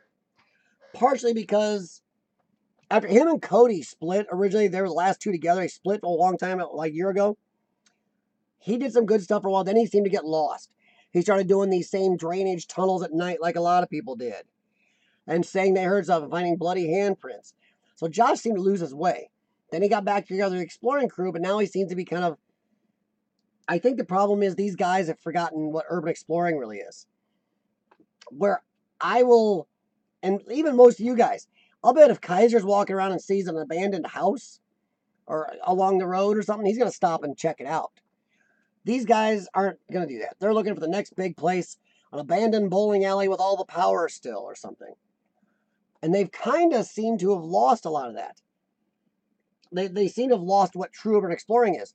Where any of you guys that are on here right now, and tons of Roku, man, I'll tell you what, you want abandoned houses, everybody? Go to friggin' Wisconsin.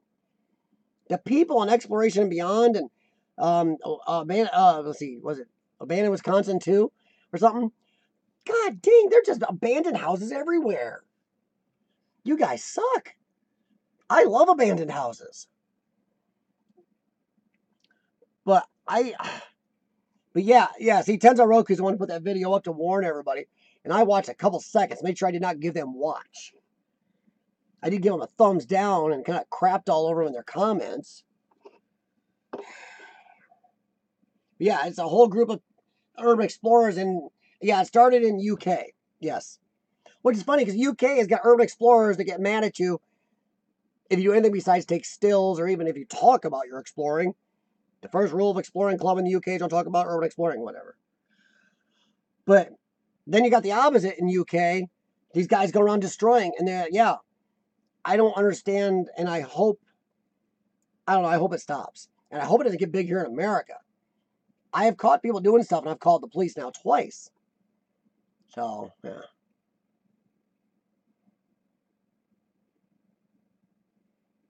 Well, study boy, you can always change your thumbnail if you're worried about it. If you don't feel good about it, your thumbnail. Hell, I change mine sometimes for fun. But yeah, I mean, yeah, Tenzo Roku has got when Tenzo Roku and everybody in Wisconsin and a lot of people I know will post, look, I ran into a random house, not much in it, but I explored it. I look at those videos. I love them. I don't want to toot my own horn. I really don't. But I do consider myself a true urban explorer, and I hope to God, if my channel does get bigger someday, which would be God willing due to my subscribers and my fellow urban explorers. But if my channel did get bigger, I hope to God I would never do what those guys have done and forget the urban exploring roots, where I wouldn't drive by an abandoned house and go, nah, don't want to look at it. The last abandoned house I saw him and Cody do, Josh and Cody do, was a gorgeous one in the middle of this gorgeous scene out west where, oh my God, anybody would film that because it's so gorgeous. Just the drone scene would be worth it. But the houses themselves, I mean, I'm sorry, but half my videos are places these guys wouldn't even take their time to stop and explore. And that goes for some of the other guys I see on here right now. Yeah, Kaiser, I don't think you want to be that guy. I don't think you're young, but you seem to have a real want to just explore stuff. And not I mean, hey, if I run into some big monstrous explorer, and I've had a couple biggies, but have you seen me stop trying to explore the small stuff? Hell no. I got some small houses yet to put up. I got that hospital stay put me way behind. Next 48 hours, I will have a video up though, a new video.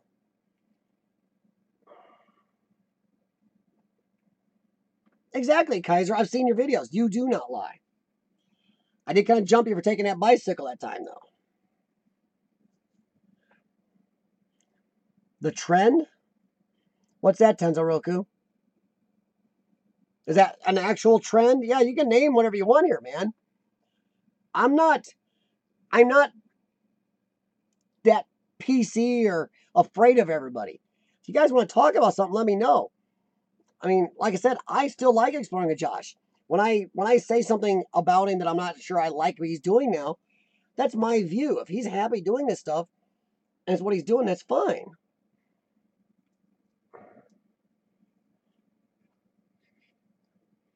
Yeah, unfortunately, Study Boy, I still think Josh and some of the others got too big too fast. And they've been out there a while, but they purposely, and they've made money doing this. But now they've kind of painted themselves in a corner, I think, by amping it up so hard, so much, going to super exotic places, super big explorers, amazing explorers. They've kind of got themselves stuck. And now a lot of their fans don't even want to. I don't think any of Josh's 3 million subscribers, most of them aren't subscribed to me. I bet I don't have more than. I bet I don't have very many subscribers in common with him, really. And I'm not being mean. I still like Josh. I think he's worked real hard, but I think he worked too hard, too much to go for the next. I'm going to top the next guy thing. I'm not trying to top the next guy. I'm not trying to top any of you. In fact, I kind of want to explore with all of you. If I make good videos, that's great. If I don't, I'm sorry. I'll try to do better. I just love urban exploring. I want to show people it. And I want to preserve it because when I had all my stuff stored at my parents' house from my old explorers, that's kind of why, this is why I went YouTube. I had tons of stuff, like 20 plus years of stuff stored at my parents' house because I was doing some work here. And there he had a house fire that burned down. So I lost all 25 years of stuff that was stored there. So I have almost nothing left of those years. Very few things. So I figure YouTube will preserve my stuff forever. So that's why I'm here. Yeah, I haven't watched Josh or Mo to see about the big treehouse. So maybe I'll check it out sometime. That's it. Thank you, Tenzoroku. Yes, that's what you've posted. The Urbex Smashing Crew. Yes, and I do not understand that. And the bad thing is, Urbexy and Pajerico are over there. And exploring with Jake. I talked to him a good amount. He's in the UK.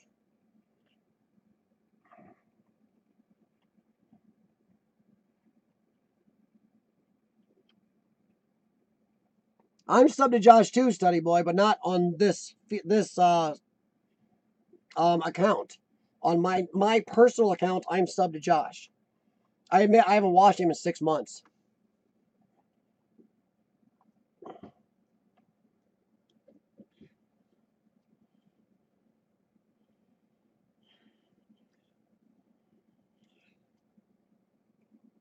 Yeah, Study Boy, I want to explore with others.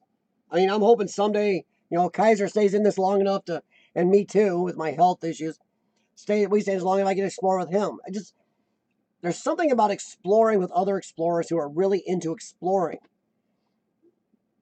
Tenzoroku, we had a few explorers recently where I explored some people that weren't as into the exploring more than they're kind of partying and making noise type stuff. So he understands what I mean. But when you can explore, somebody's really into the explore, whether they do stills, video, or just there to see it, it's really cool. Well, no, Tenzoroku, they don't go there and vandalize a place. They go there and destroy that thing. Right now, I have 4 YouTube accounts. My personal account, my Exploring with CF account, my Kylie the Who account, and my Cystic Fibrosis Purple People Eater account. I have 4, and I have 3 channels. My CF channel is barely used, and I'm sorry for that because I really should be doing more. Especially with the downswing in my lungs lately, I've been trying to get back into it. But this channel, my Kylie the Who channel, and doing my live streams with the dude behind the camera are my main focus right now, those 3 things. So it's tough. Yes, Kaiser, they actually make videos going into places, and they do break-in and destroying places.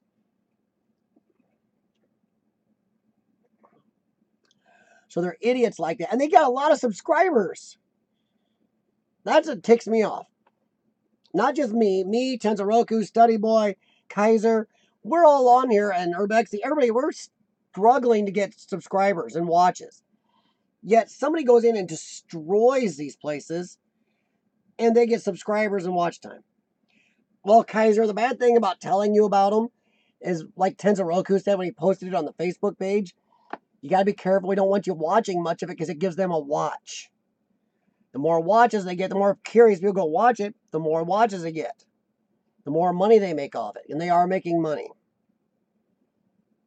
But yeah, Urbex Smashing Crew. If you look it up, you'll find it. But please, do not watch more than 20 seconds of their videos.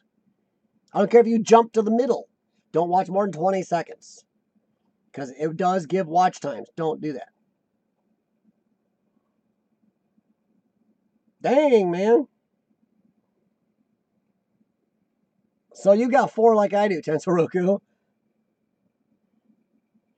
I mean, my personal one, I don't make many videos on. I just watch on that one. That's my personal one where I do music and everything else. I don't want recommendations in this or my other feeds that I would get in that one. Cool. Good job, Study Boy. My watch time has dropped a lot in the last... Well, 2 of my bigger videos are starting to slow down. But also, I was in the hospital and didn't put out any videos except for my live streams. Thank you guys for coming to those, by the way, because that does help me. And I am going to monetize. I have enough to monetize even with my time being down right now. I'm actually pretty good. And I'm not secretive about it. Let's see where I'm at right now. I know I've dropped. But I can show you lifetime too. My channel hasn't been out a year yet. You need 100, what is it? Sorry, I'm about to sneeze. Jeez. Jeez. You need 240,000 minutes of watch time in a year. Let's see. Dashboard. Right now, in the last 28 days, I have 97,000 minutes, but I've dropped. My high, I was at 160,000. But I haven't put out as much lately. Let's see. Dashboard. View more. Oh, here we go. Last 28 days. Yeah, I've dropped a lot. I was way over 160,000 minutes. I've dropped down to 97,000. Last 365 days. My channel isn't even 365 days old. No problem, Tensoroku. You and I got to talk because we got to try to start figuring when to go back to Gary, Indiana, dude. Because I am going to go back, and we can do it in a day. Just leave early and get back. We can do it. I've had, in the last year, you need 240,000 minutes of watch time in a year and 1,000 subscribers to monetize, or to even try to monetize. I have 477,284 minutes of watch time in the last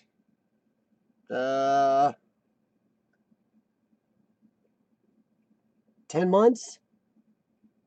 10 months, something like that. So thank you, everybody, for that. So that's where I'm at, everybody. And please, like I do ask, like I mentioned your guys' channels on here, please share my channel name with others, or mention me to others, or share a video somewhere if you get a chance to.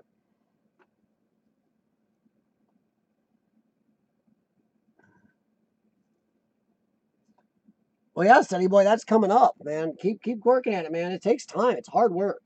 And I slacked off when I was ill. I mean, before I went to the hospital, I wasn't feeling very good. It was hard for me to even get videos edited and out. Now I just have to deal with the amount of loss I have and try to improve with it. Oops, sorry. Oh.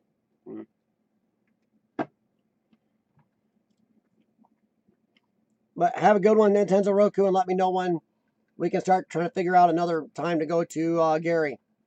And we got to talk to Chad about when to go to the mall. And Northridge Mall, people have been in it before. But I don't care. I haven't seen it. And considering it was in a movie, I really want to get in it. Mm, sorry. Whew. Yeah, that hospital stay, though. 12 days in the hospital. And I wasn't feeling good for weeks before I went up there. Um, I definitely had no energy, just tired, doing my therapies incessantly. So it put my schedule off. And unfortunately, Langstraub is trying to wait still for me to figure out what's going to happen. Because it pushed the Gary trip back. And it pushed the trip back me and my wife were going to take. Or actually, it didn't push that back. So we couldn't push that one back, but it squished them together. So next week we leave to go on a, it's actually a convention we're going to. Because we do sell children's books also. For Usborne Books. But we're going to do that. And on the way, I think I've got a few leads there and back on some places to explore. And she's more than willing to take an extra day or two to help me do that. So I'm trying to repack things back. I'm trying to get a hold of, I got to get a hold of a person I know named Sue Rakers in Missouri. Because she's an amazing photographer. I mean, wow. Look her up on Instagram, Sue Rakers. She does amazing Instagram video pictures. She's a stills person, but she says she's got some leads in some places down there if I'm coming that way, so I got to talk to her yet. It's hard to get back on a schedule. I mean, now, for the first time in weeks, I get to, but I get to sit down in front of my computer. I'm so excited.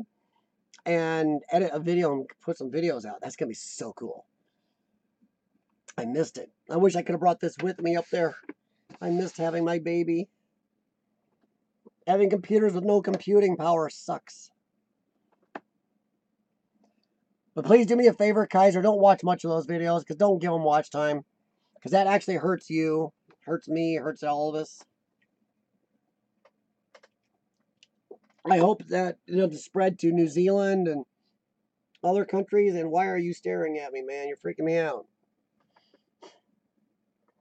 Sorry, now he's sitting up, staring down on me like a gargoyle.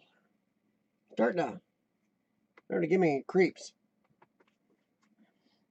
Back to a little bit about Gary, Indiana, that place. If anybody's ever explored in Detroit, it's not as bad as Detroit.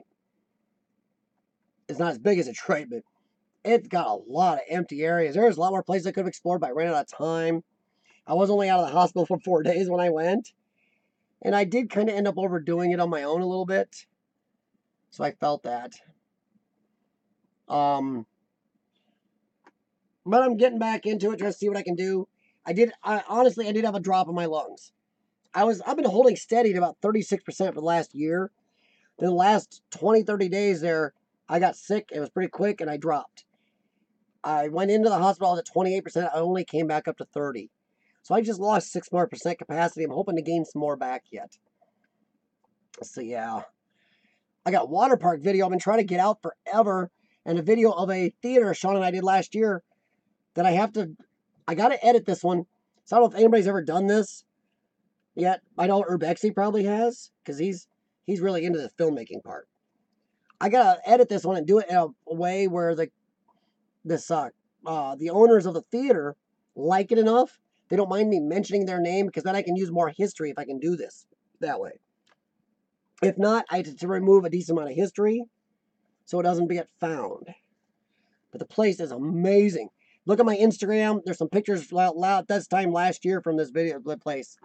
So, wow.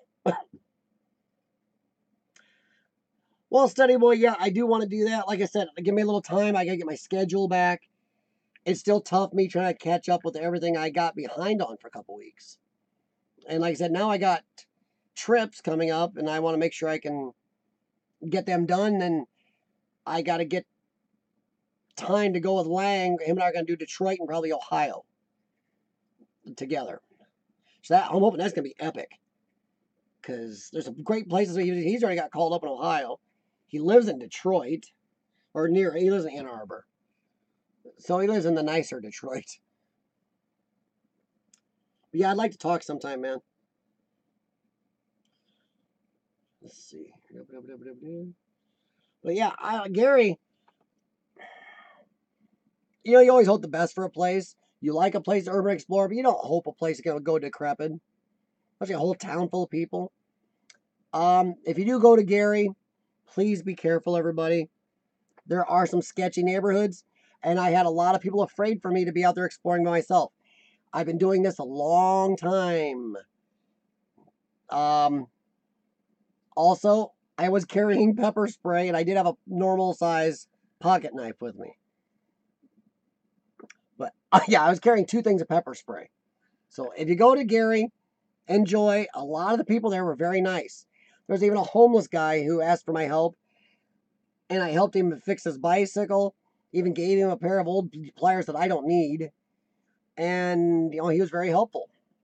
He just showed me a quick way to get to one of the 2 sites. I actually got an extra site in before it got dark because of him.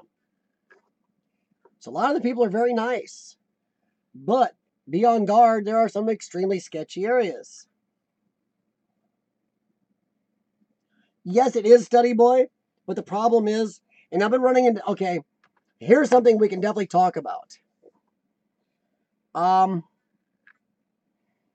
seen urban explorers lately starting to overdo the history. And when I say overdo the history, when you do a good amount of history in a place, you give away the place. The bad thing is, a lot of places, if you give them away, you just cause vandalism and destruction and destroy the place. I've given away places only when I've had permission, or if it's already so destroyed or demolished now, like Old Reed Hospital. I knew that was going to be demolished.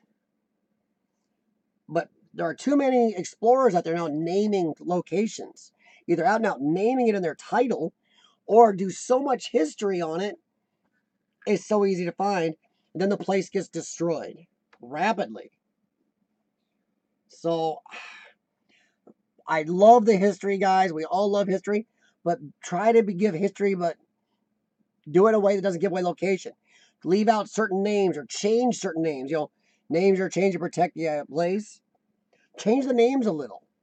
Change the dates a little. Like if it opened in 1927, say it opened in 1928 or 29. If it was in South Dakota, say it was in North Dakota. You know what I mean? Change things a little. Try to make sure we preserve these places for other urban explorers, honestly. And there goes the cat. We've got to make sure we keep them. Also, that makes us look bad to police and government people and property owners. If we are just automatically giving out names of locations and too much history that gives out the location, the owners and people are going to see this and not want to cooperate with us. They're going to see that we're causing damage. So make sure if you're going to give history on something, it's something that's already totally destroyed and open or will be destroyed, demolished, or you have permission to do so. Or I've changed the names on a few things to try to hide the locations. I especially try to hide locations of any place I did not have express permission to be in. Because, yeah, I did that. I trespassed, snuck on the property, whatever it is. Because every area is different in this country. It's weird. But it doesn't mean I want to cause that landowner problems or get their beautiful thing destroyed. So if you do not have permission, hide the place. Give out history in a way it doesn't give it away, or don't give out history. I'm sorry. If you can give out history, oh, love it. That's why this theater's being a problem. Also, we had a lot of malfunctions. My camera malfunctioned. Shawn's malfunctioned. The drone malfunctioned. Thank you, DJI, for that. This brings me back to DJI. They build the best drones. They aren't the best company for updates. And my computer is showing my stream health is acting up. Hope that didn't glitch on anybody else. But if you're looking for a good exploring drone, and you don't mind the company kind of playing around with you or kind of ticking you off at times, DJI Spark. Solid, clean flying drone. You don't need something as big as a Mavic. I just flew this a mile away across the Mississippi River today at a height of 400 feet to video a bridge being built. So, love my little spark. Not too happy with these people, though. Well, Study Boy, the little spark here is decently cheap. He's gone down in price. I know things are a little more expensive in New Zealand. But I know since I bought him, and I got the kit. Comes with a remote, extra battery, charging dock, and propeller guards, which I do use more often now so I don't damage my props all the time. But you can get that whole kit, I think, for $400 or $500 now, and it was like 600 something, 700 at one time. And once again, if you're here in America, make sure you have this on there.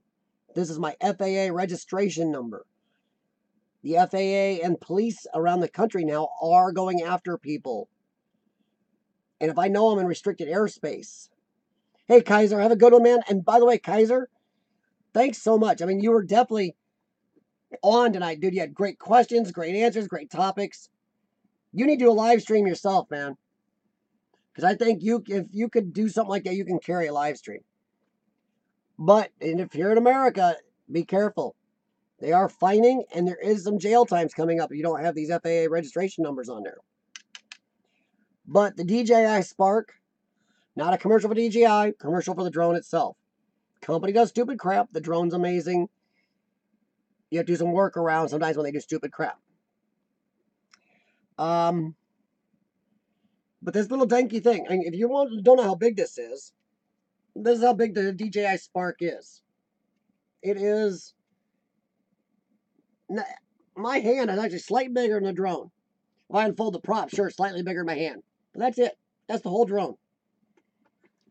And I threw, well, Kaiser, I didn't get a lot of people on tonight. Some days you'll have up, some days you'll have down. Depends what you do, and get on and try it, man. Also, it is good for your channel. But yeah, this little sucker is solid. He's crashed so hard.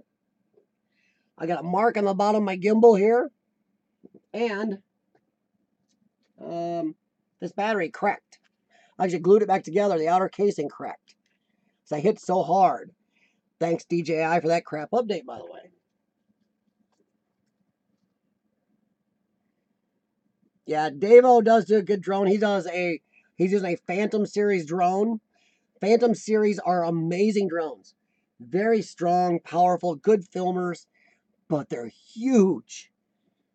I mean, the props on Davo's Phantom are almost that big. The props on Davo's Phantom are like this long. They're as big as my drone is long, just one of his props. So, yeah, that's actually how small this little sucker is. But DJI did a great job building this, but then they limit it. So as an urban explorer, I'm going to tell you, I love my Spark, but as an urban explorer, I also get angry at my Spark. Because there's certain things it won't do that it should be able to do and can do if DJI would get out of the way. But yeah, as an urban explorer, I cannot recommend a drone enough to any of you that want one. Drones are amazing, and I underutilize this. This drone will actually follow me. If I want to do cool shots by myself, I can set this drone to just follow me, do cool shots of me walking across a field or through a hallway or towards an abandoned building or something like that. So I need to utilize this a little better. Also, I need to learn how to stream. Supposedly, this will do live streaming. It'll go through my phone then and live stream flights to you guys. I don't know if I can talk to through the phone I'm using as on my remote, which it mounts to, and you'll be able to hear me or not. But I may have to test that theory soon. Be another cool piece of live I could do. Yeah. Let's see here. Sorry, I just try to keep up. Make sure I like to do everything that I say I'm going to talk about. I want to make sure I do that because I do like to do that stuff. Yeah, I do appreciate my wife is going to take our business trip and let me do some of this on there as long as I can find some sites. So, I appreciate her doing that. I also do a what's in my pack video. So I know a lot of people do it, and a lot of people have asked me what's in my pack, and I'll get some info about that, but I do need to do one. Pretty bad. And I carry a pretty good sized pack full of stuff. Batteries, lights, you name it. I even have a little waterproof little rain poncho I can put on. And baggies. Plastic baggies, put my phone in. All right, so everybody that's left on here, what are you filming with?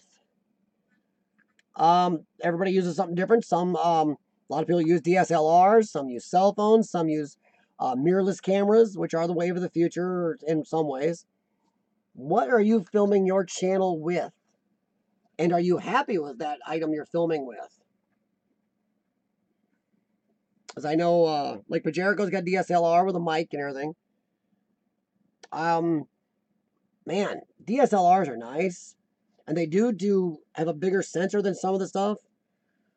But man, they're so huge. I mean, some of these DSLRs now are weighing 5 to 8 pounds. That's a lot to go around holding up all the time. Then you have to add an external Rode mic to it or something. I mean, they're huge. I don't know.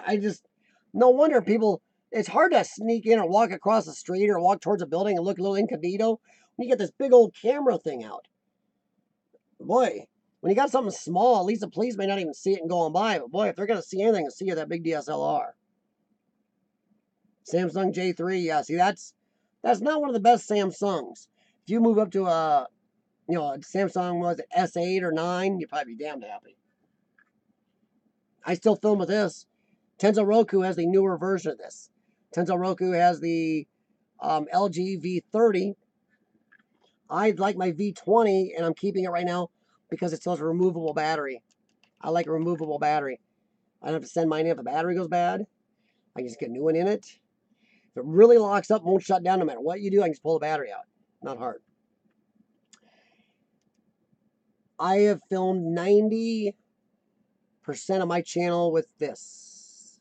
Well, maybe 85% of my channel, my main channel, with this. It does an amazing job. I do, once again, I say this before, I lose out on an actual optical zoom, and I don't use zoom on this because digital zoom sucks. So I do miss out on that where I'd like to be able to zoom in, but I can't. And so if I don't have money for another camera to have with me, so kind of stuck. Exactly, study boy. And I actually started with this. I did not realize that LG had made this for videographers and for streamers. So what this phone was just made for. But yeah, money does matter. My GoPro Hero 5 was my one big purchase this year. Last year it was my drone. This year my GoPro Hero 5 was my big purchase. And I got the 5 because it's on sale for a good price and really is a good cam. So far I've only used it in Gary and I'm learning it and it works really nice. A lot better than my Akaso that totally died, that cheapie. But yeah, we always want to improve. But study boy, do you think you'll ever move up to a big DSLR? I might someday. Well, I don't foresee me really wanting to. My tiny tripod that holds on this comes out of it real easy. I can put that in my pocket and this in my pocket. Nobody knows I'm filming. DSLR, you ain't hiding that puppy. But I can carry just my little pen light, which puts out about 300 lumens, by the way. It's not as weak as you think. And this and my tiny tripod with not even my pack. And I can film some places and nobody ever know. I can be incognito and move fast. So yeah. Sometimes the most expensive things aren't the best. Yeah, study boy, a lot of people I run into that still film with their phones is because of the convenience. I had a DSLR. Honestly, it wasn't the greatest. But yeah, these are convenient. Also, these seem to have a better battery life than a DSLR. And boy, the storage in these. Not a lot of DSLRs will do a terabyte of storage.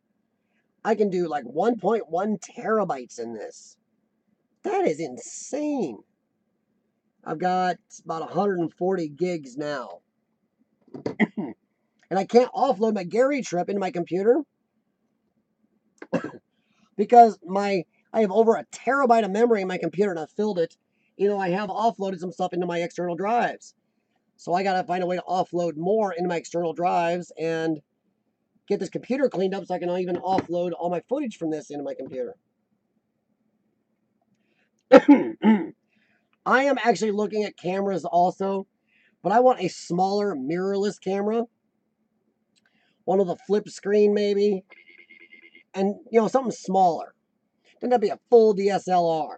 There are smaller cameras like a Lumix or something of that ilk. It's smaller, does an amazing job, and actually has a larger sensor than this, so in certain conditions it might work a little better than this. But it's still not a full-blown DSLR. I will talk this up in another way, though. A lot of guys have the Rode mics and stereo mics and stuff. This records in stereo, right in it. That's a lot of tech in this flat little pouch. Yeah, that's another thing about cell phone. Well, I don't know about all of them, but this one has like 3 or 4 cameras in it. And you can vlog with this because you can have it facing you. And you can see yourself on the screen. So that makes these a valid vlogging camera. The backwards facing camera at you is never the best cam. But it has 2 cams up here on this end. And I actually, not even being able to see myself, I still vlog with it sometimes. But I do want to flip, like a mirrorless camera flip screen, but man, are those expensive. For a decent one, it's like $400 to $600. It's like, bleh. And honestly, I think my channel looks pretty good right now. So I don't see that as a must. The action cam meant more to me than having another one main cam. So I'm hoping to add the action cam a little better and utilize it better.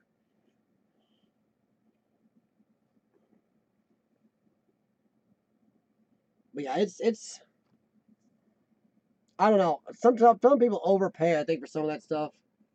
Sorry, I got a notification again. Yep. GoPro Hero 5 Black on Outlook.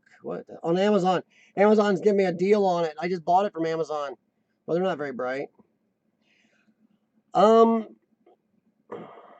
gonna tell you guys right now. Here's a little thing also, and I know, Study Boy, you guys may not have access to this. I've heard you don't have as much access to this as we do here in America. Amazon. I purchase so much off Amazon, it's not funny. My wife even buys her vitamins there. I buy some certain vitamins I need for my medical stuff. We buy tons of things from Amazon. It's cheaper. We don't have to leave. You look at the gas and time you save sometimes. Whew. Well, I bought tons of my urban exploring gear off Amazon. I bought some stuff off Craigslist. There's a new app called Let It Go, I think, that my wife just found some good landscaping blocks on. Use the internet, guys. Use the stuff is good if it's still good, workable. So yeah. A Fuzzbee? Cool. I bought this cam off of Amazon last year, called it Nakaso. It was very cheap. It really was. Came with tons of stuff. And it still only cost me like 40 or 60 or 70 bucks. Tons and tons of extra things. Well, I know I lost one of the batteries recently. God knows where that went. Probably my cat took it somewhere. But I thought the last battery I left was going bad. You start recording with it and boom, the battery would go dead. So I bought some new batteries. Nope, it's in the cam. The crappy cam has got a short somewhere. It's draining the batteries. I don't know where it is. It's microcircuitry and nothing I can fix. So now I'm stuck with 3 brand new batteries for this, and they don't, of course, fit the GoPro Hero. So I'm probably going to buy another cheapy action cam that'll take those batteries, because a cheapy action cam makes a good dash cam and kind of a good little cam to have in the car to vlog with. Or a nice little cam you don't give a rat's butt about is not a bad thing to have around. Yeah, but like I said, I went around all over that Picasso last year. I got vlogs of me and Shawn just yapping away at each other while we're driving in the car. Of course, I can't use half of it because if the radio's on, you get busted for copyright. No, don't worry. You don't have to have a real expensive action cam.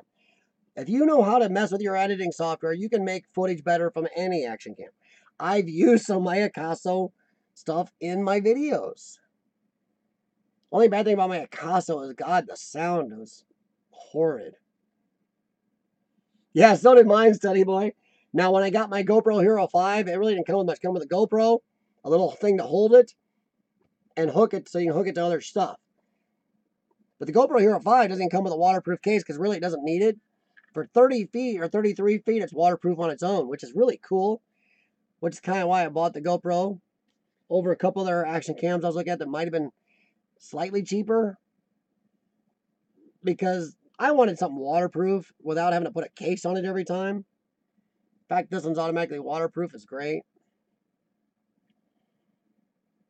But yeah, so far the GoPro seems to put out decent video and decent pictures. I mean, it's an action cam. You're never going to get the quality of your other stuff, but it's a nice addition. And tell you what, in the brighter light, it really does amazing. So I got to find a better way to mount it. I had mine on here, on my wrist, doing this, But I hold my light in my one hand, my cam tripod in the other, like this. This is kind of out of ways to do it. Yeah, I've used Facebook Market too. That's the way to go, man. See, there you go. Yeah, I got my GoPro Hero 5 from Amazon, and I used the e-commerce package, which saves you another like $30. E-commerce is just a more of a plain wrapping. The normal commerce wrapping, I guess, is what they have in the store. It looks all fancy and attract your eye. But yeah, I wish I could figure out what's wrong with that Akaso. I'd really like to just keep using the darn thing, but it pooped. I don't know, but not much I can do about it. There's something else I'm going to discuss just for people that use YouTube, but I can't remember what it was. Oh, heck. Something YouTube-y related. I don't know. Sometimes you just get it, you totally get off on a track and you forget. It wasn't going to be just for YouTube urban explorers here. Something, anybody uses YouTube. Boy, oh boy. It's nice. The end of the stream, just start going. I do have another rant. I got to do another live stream after this on my Kylie the Who channel because I'm going off on Starbucks. Starbucks in America did something stupid. Sorry, I don't normally talk about my other channel on here, but Starbucks in America closed down every corporate store, everyone was owned by Starbucks Inc. to have sensitivity training about black people. You know, because you got to be sensitive to black people. When the whole original issue wasn't even about black.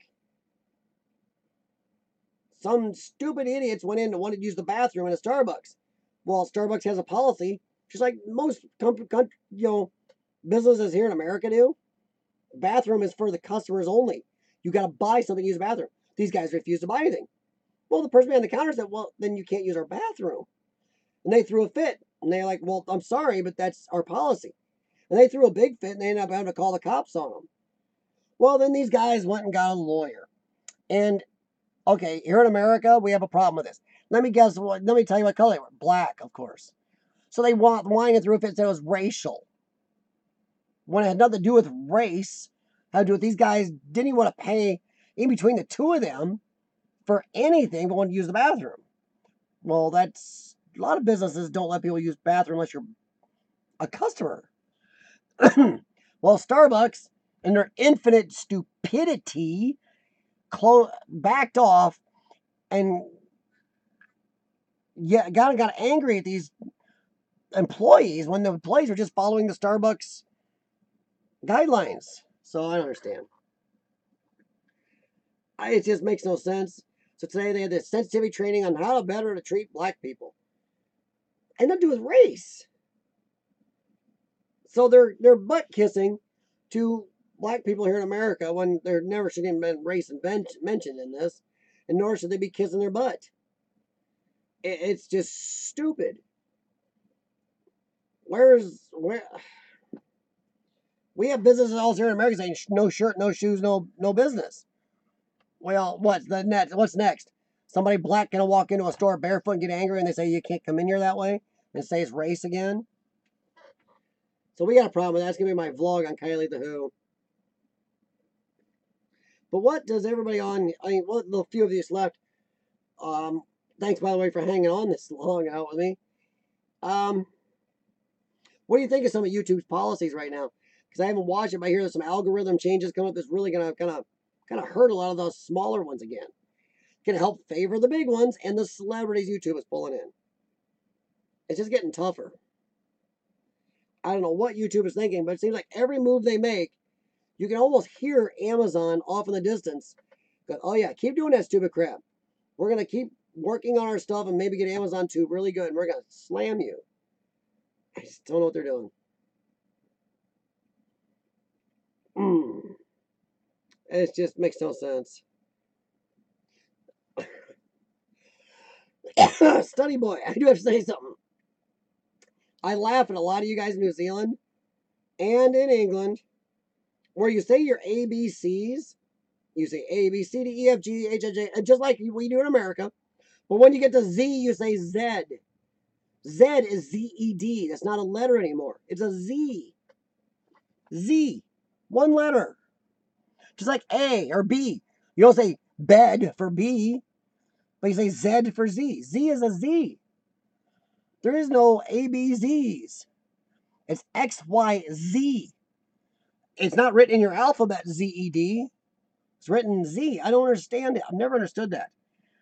I had a guy I knew from England over here one time. I tried asking him, how does that make sense? He goes, well, it doesn't. I'm like, well, great.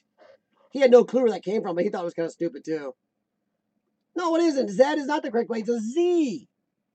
Z. It makes a Z sound. It doesn't make Z sounds in your words. It's not New Zealand, or it'd be New Zealand. Fine. Then you better start pronouncing it New Zealand. New Zealand. And when you're snoring, it's Z, Z, Z, Z, Z, then not Z. Yeah. So no more. Instead of zip, pow, and zing, it's zidding. It's not Z. Z is a made-up thing. It's not a Z. That's going off of, I believe, crap. Ancient language. It is not correct. Show me the Z-E-D. See? You even spelled it Z-E-D. That is not a proper thing. Or the letter would not be Z in the words.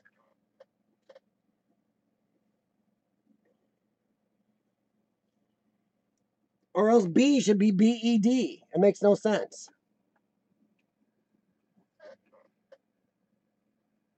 And there's a lot of letters like that. Where you could say a whole word. And that's what that is. We don't say, you know, I mean, if every letter stood for a word like Z, that'd be crazy alphabet. No, it's Z. You guys just threw extra 2 letters in there. So you like saying Z. I think that's off, oh my God, I cannot remember the language. It's so going to drive me nuts. And it's something I should remember, too.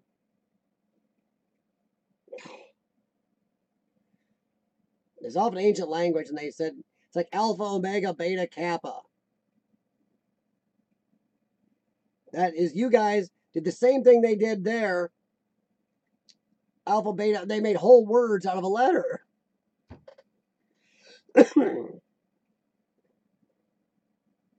So, yeah. I remember Jeremy Clarkson on Top Gear had a big talk about that one time. He's like, why the hell do we call it Z? It's not a Z, it's a Z. It's one letter. He had a whole thing going off about that. He said he remembers, though, when he grew up, it originally was a Z when he was in schools. And then after he was out of school, like some years ago, they started calling it a Z.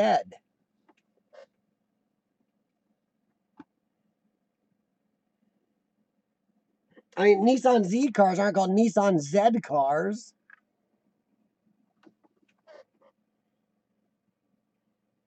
I mean, is it a bulldoze Ed?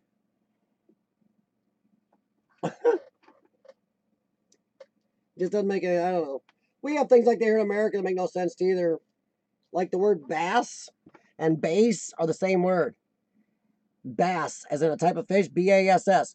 Bass, as in the sound, like a bass guitar, B-A-S-S. What? Well, you're not that old, study boy, not compared to Jeremy Clarkson.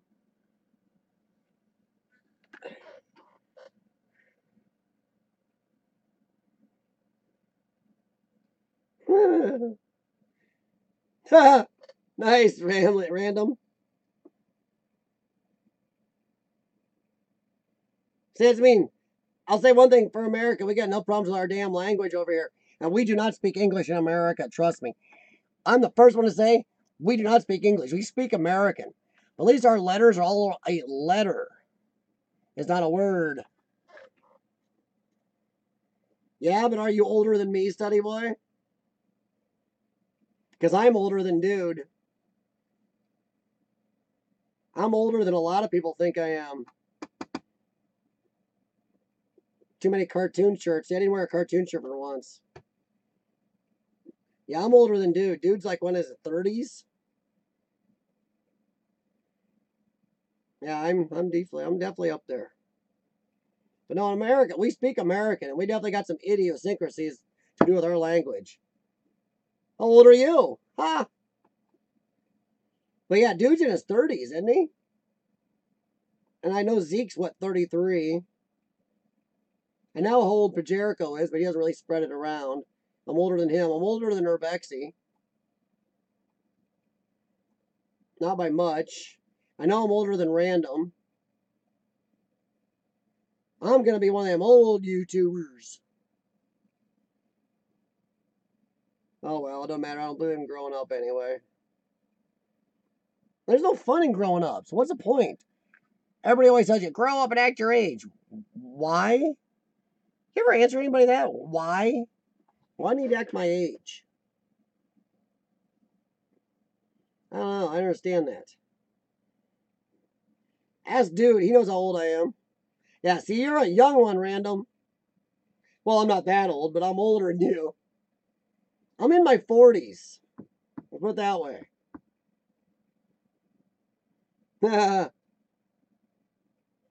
Oh, I've said my age on here before plenty of times. I'm actually proud of my age. To get to my age with my lung problem, that's a big deal. But I just think it's funny that, yeah, as dude, I'm older than all you guys. I know there's some urban explorers I know of in some countries, and there's a group here in America. There's a group here in America that are in their 70s. They've been urban exploring for 50 years. Oh my God. There's a group in England, I think they're like in their 60s.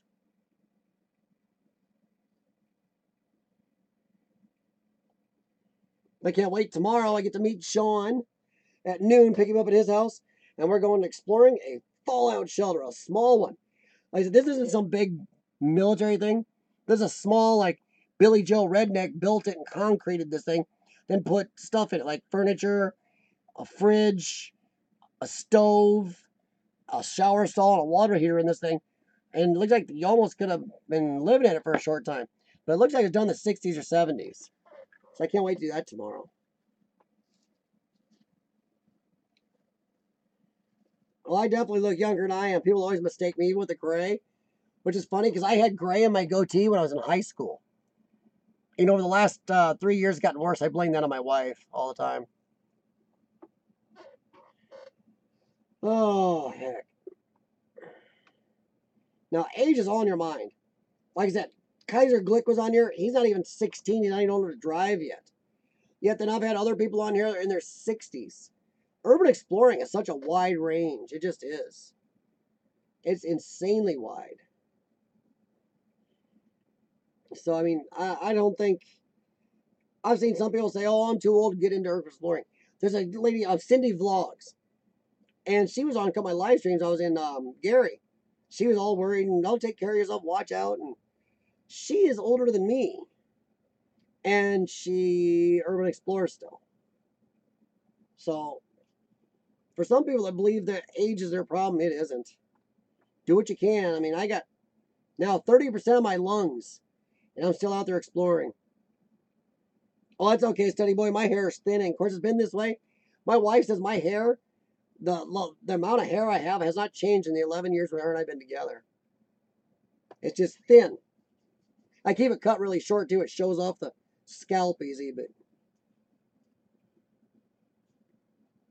no, mine's been like this same level since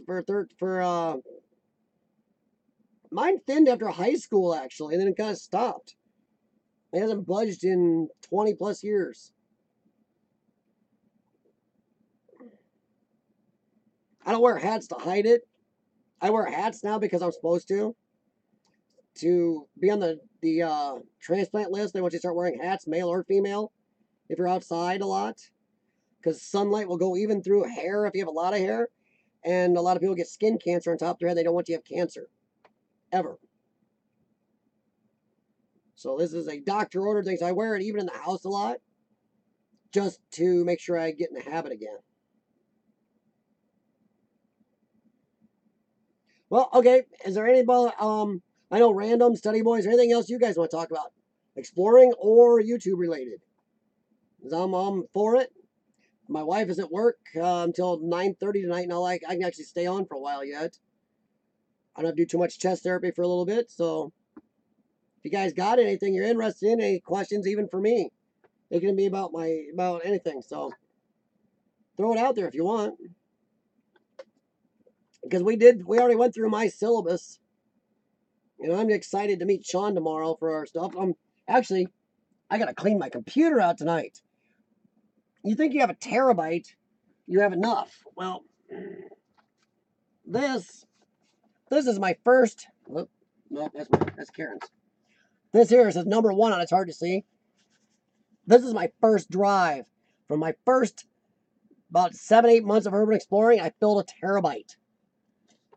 This one is 2 terabytes, and I got a lot of work to do to fill it. To find urban exploring. Ashalak, how's it going? Well, you came in near the end there. I'm gonna be on for a little bit yet. Okay, urban exploring. Urban exploring is not really very urban, which is a funny name because I know it started in cities. But urban exploring goes on. Trust me, I grew up in the country. A lot of us urban explore out there too, and that's rural or rurex if you want to call it rural exploring. Urban exploring is the act or hobby thereof of exploring mostly abandoned buildings and or places. And a lot of times, even back when urban exploring originally started, it included some type of still pictures being taken or old video. They've always done that. I've seen urban exploring videos from where it started in San Francisco, where it really became urban exploring in like the 60s.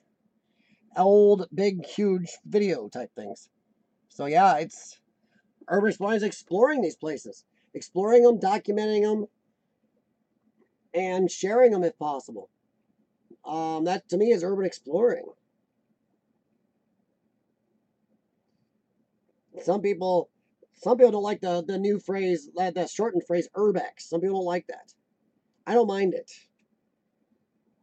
but to me, that's urban exploring. Exploring, and it's mostly abandoned, but not all the time. Sometimes just something really cool can be an urban exploration. So yeah. Not going too bad, Ashalak. Been on for just over 2 hours. Been coming up and downstream. We've discussed a lot of stuff. You know, Gary, Indiana, and Urbex permits and everything else. Which I came down on the good side of, because, hey, if it makes the city more happy and they're willing to dig up more places for you, fine. Rabbit! Oh, man. Now, I was going to get off here, but now people are showing up. Dude, Rabbit, how's it going? You get some videos out, man? I'm sorry I haven't been to your channel. I'm not going to lie. I've only been to Ashalak's, I think, twice. It's been rough, honestly, getting back into the swing of things. You miss 12 days inpatient. And I watched a lot of videos inpatient because it was kind of the best thing to do. But yeah, no, I'm trying to get back in. Yeah, you have been here the whole time, study boy.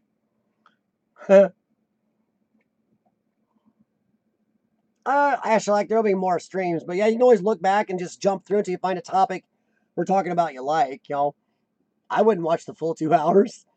I just kind of jump around till you find an area where we're talking about something you're interested in. But yeah, we did discuss the permits that you can get in Gary, Indiana, and I actually hope that more places decide to do it. The guy at Gary says they're actually trying to gain more places to under the city control to have urban explorers, be able to go into. Well, I'd be all for it. Not saying I won't explore other stuff off their little area, but why not? It's always nice. I practice what I preach. I always try to get a hold of things, do it legally. If I can't, I don't. But hey, that was a good way to do it. And the permit was worth it. Things I were on me Tenzo-Roku, but it made the whole trip worth it. They gave me some sites to look at, and I actually saw some great stuff like the bank vault. So, how can you be unhappy with a city that does that for you? And Ashalak, have you been to Gary? Because I know you guys been around. Oh, is that in Detroit? Do you guys get in trouble a certain amount of times you're in it? Because I've heard in certain places, a certain amount of trespass, then you get in some deep crap. In other places, it doesn't matter. Well, if you haven't been to Gary, I'll have to keep you in mind then, because I know Tenzo-Roku, he's actually going to take the right car this time, the good car. But I'm going back this year yet, because I've only been to, this is my second time I've been to Gary. The other time was very preliminary and only did one place in Gary. This time I got a real good feel for the place. I know what to look at. There's places around. And I want to go back. It's not real far for me. I can be there in 4 hours, 3 hours, something like that. I mean, I can get up real early, go there, explore, and then come home that night even. I need to take some time to do my chest therapy, but yeah, I'll have to keep, see, that's where you got an advantage. When you got lungs like I do, you ain't running from security. You just stop. It's been like that with police, too. That's where I've actually gotten police to like me. I don't run. I can't run. So I just walk out and go, hey, how's it going, guys? And I'm nice to them. I did have a cop that was really a jerk, but I was still nice to him like crazy. He was pissed at me, but he didn't give me a ticket because I was just nice as shit to him. Yeah, when Shawn and I got caught and got the gun pointed at us, that actually made us think twice the rest of that day, but we went back out the day after that and started doing stuff again. Woo! Oh, cool. Well, no, see, Rabbit, I'm not going to say don't trespass. I'm not going to lie. And if anybody owns a property ever sees this, I have trespassed. But we try not to. We try legally. Shawn and I have been doing this a long time. We do tax searches, property searches, we leave letters in mailboxes, we send letters, we tape letters at doors, we do what we can to try to get in legally. Talk to owners. But when it comes right down to it, if we think a place is going to be destroyed or we know we're not going to be able to get in it and we're going to miss out on something, we do go in. Of course, we don't break. We never break. Shawn and I have never, ever, ever broke the urban exploring rules in 30 years. Almost took something from Old Reed, but we did not. Because once I do one, I'll justify it, I'm in trouble. But no, Rabbit, I do trespass if I have to. I try not to. But preserving these places is that important to me. The fallout shelter Shawn and I are doing tomorrow, that's another thing we learned. And I know we talked about this earlier. Study Boy can tell you we talked about this earlier. There are some places you don't ask purposely because you know they're going to say no. Because the place is kind of sketchy. Even if you sign liability waivers, people are kind of jerky about it here in America. They think they're looking out for your well-being. Well, really, I can accept my own liability. But we're going to explore the fallout shelter tomorrow. It's sketchy. It's something somebody made, but it really looks cool. So we're going to explore that tomorrow. But we're not asking the owner on purpose. We think we know which one owns it. We're not sure, but we think we do. But we're afraid if we ask them, they'll automatically shut us down. And two, then they'll try to cover it up or block it off or hide it. So sometimes self-preservation for the explorer. It's something we really want to get on camera and preserve because it's so unique. So I'm hoping to bring that to you next few weeks. Your wife got stuck under a fence? Shawn got stuck under a fence in Chicago. We're trying to get a look at this big quarry that's the I-80 runs down the middle of. I can't remember the name of the quarry off the top of my head. But their part was closed. This whole observation area was closed off and parked. They had it fenced off. Well, I wiggled right under fine. I had to pull way up on the fence for Shawn, and he got stuck. But Shawn is trying to fix that. Yeah, Steady Boy can't run very far either. I'm really fast for about 20, 30 seconds. Then if I run out of air, it's not pretty.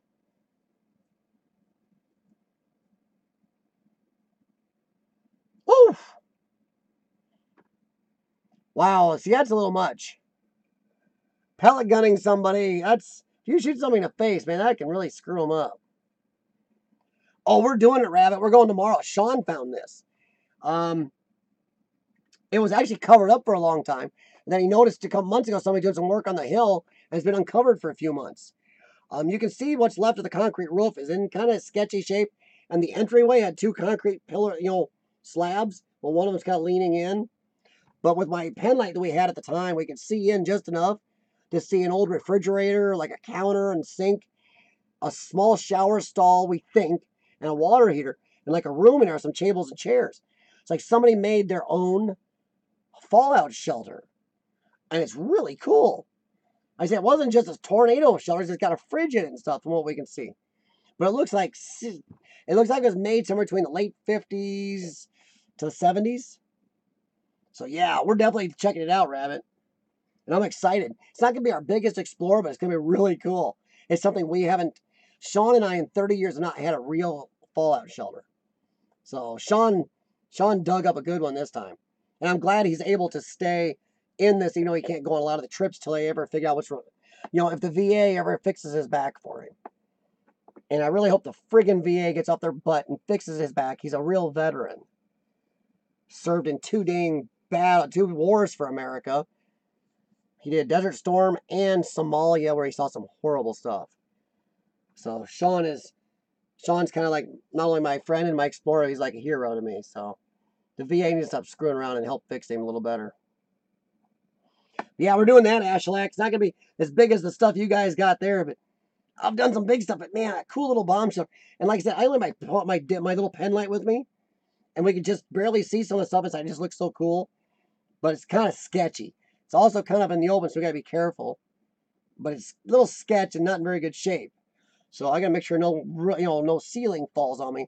So we'll probably sneak around up top and kind of stomp a little bit and make sure that ain't going to cave in. But it's concrete, but it's looked better. Well, Rabbit, in some places, the thing is every city, county, and state is different in America, and I wish they would fix this. I wish they would be more regular like a lot of countries, or more standard.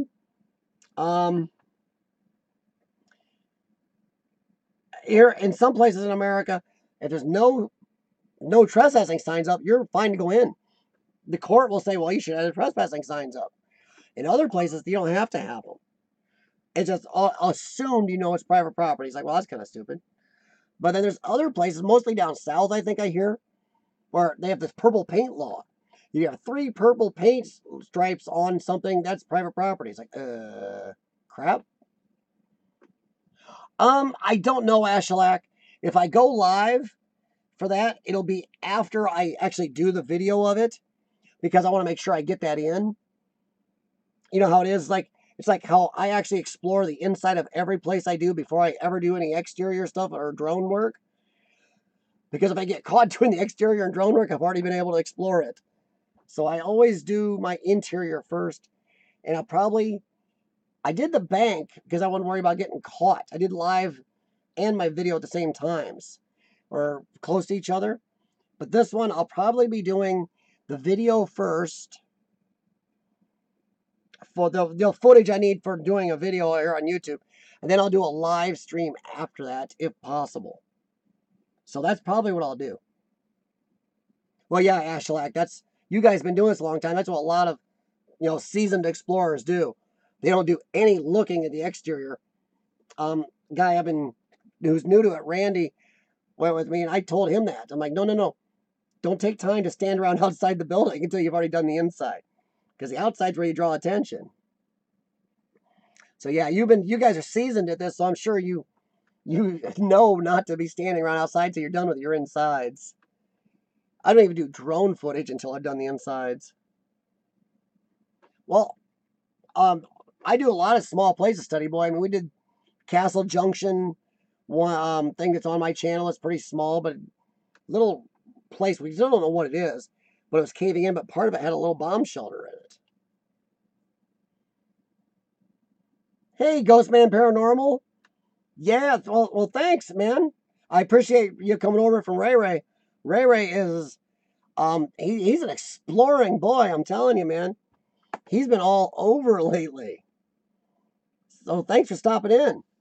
Usually, in case you need to know, I usually do my live streams every Tuesday, at 5:30 to 7:30. A little later tonight because I just felt like hanging on. I had a little time. But yeah, this is my kind of my normal Urbex chat show I do every week. But yeah, Ashlak, if you guys been caught a few times, it makes you pucker a little. Shawn and I had like 2 or 3 times in a row last year we got caught. The last one was when the police had the guns drawn on us, and it made us start thinking for a little bit. It's like, ah. Well, then we also last year, we got caught like 2 or 3 times in a row. Then we had the alarm go off at the bowling alley. And Shawn and I are just sitting there later at my house. We're like, oh my God, is this an omen? We were starting to wonder if we should be urban exploring anymore. And even with my crap lungs, I ran the whole length of that bowling alley to get out of there. And I was proud of myself. I kept filming and talking to the camera. Talk about wasting air when you have good lungs. So what's up in your world, Ghostman Paranormal?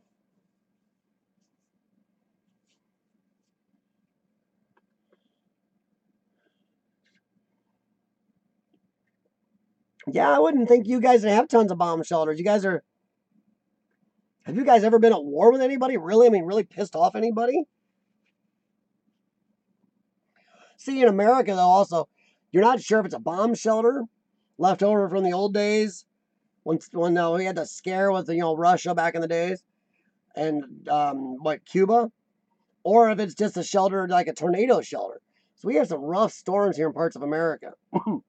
We have an area of America called Tornado Alley, where, man, oh man, you are rolling the dice if you live in those areas, because there will be tornadoes. We get them in my area too. We're kind of near the tail end of Tornado Alley. We don't get tons here.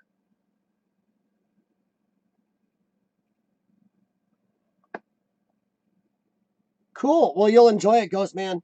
YouTube, depending on how hard you're going to put into it, YouTube can take some work, but it can also be very fun.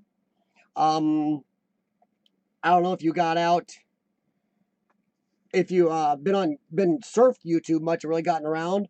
If not, YouTube is a really cool community of people, and you'll be able to get around and enjoy some stuff there. I'm not too far. I'm in Illinois, Ghost Man. Yeah, you're down there with Ray Ray in Tennessee, and oh my Lord, I forgot her name. I'm so sorry. I can see it in my head and I can't say it. Oh, I just about saw it. Kitschy. Kitschy Travels. Thank you. Sorry, Kitschy. Yeah, because Kitschy's gone out with Ray Ray a few times, right?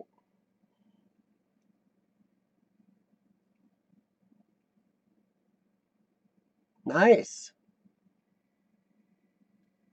There you go. Everybody in New Zealand could be speaking Japanese right now. Huh. Wow. Well, Ghost Man, yeah, we've talked a lot of urban exploring stuff, from permits and government people and a lot of stuff tonight. We've been all over, and then talked about we got an explorer of a small, looks like homemade, but it's concrete. What's left, fallout shelter tomorrow, me and my partner are doing. And I gave some people updates on my partner being in and how much he's involved still, and how my health is doing after a hospital stay I just had recently for my lungs. So we kind of been all over and done some good stuff here.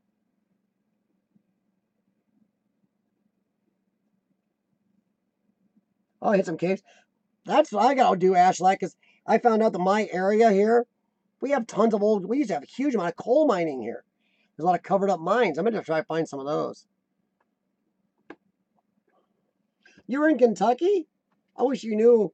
What? I wonder how close you came to me. Well, from where you guys are, you probably wouldn't have. You probably went straight down through Indiana, didn't you? Don't worry, if I didn't live in Illinois, I wouldn't come near it either. You know, Iowa's not very far. Me and my wife didn't own our house pretty much. We'd be pretty much in Iowa or something. We've also had we are actually, it's very preliminary. Oh, Mammoth Caves, yeah, I've been there. We're kind of sniffing around at the slight idea of maybe moving to Tennessee. We're not sure if we're serious yet.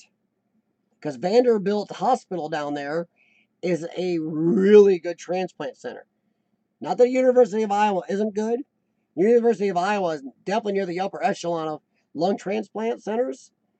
But Vanderbilt is really good. Yeah, Indianapolis is a good place, Ashley. If you need a contact here, look up Urbex Indy. I think he's still active. He helped me and Shawn with a couple places in Richmond and stuff. So that was pretty cool. What the heck? Uh-oh. Just a sec, guys. I got to check this. A friend of mine, well, dude behind the camera, just got back from the doctor. I want to see what he said. Give me a sec here. Sorry. If it wasn't medical, I wouldn't probably be checking it.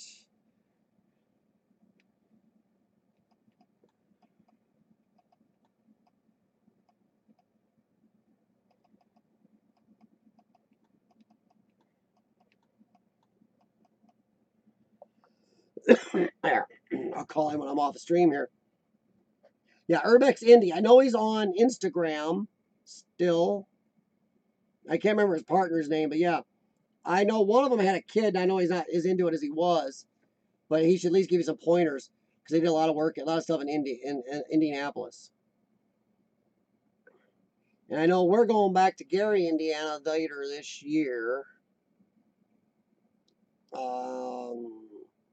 Yeah, Old Reed's gone in Richmond. And I'm probably going to do Ohio and Detroit later this year with Lang. Yeah, you guys are in Detroit. If you want to check somebody out, look up Lang Straub. He runs a Facebook page called Midwest Urbex Hub. And he's on Instagram as Outsider Photography.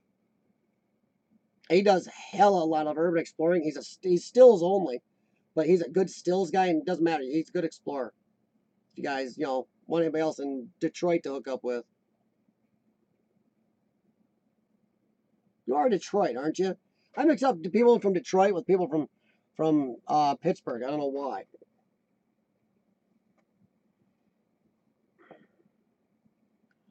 Yeah, I don't know. We've actually thought about moving to Kentucky, to Tennessee, though.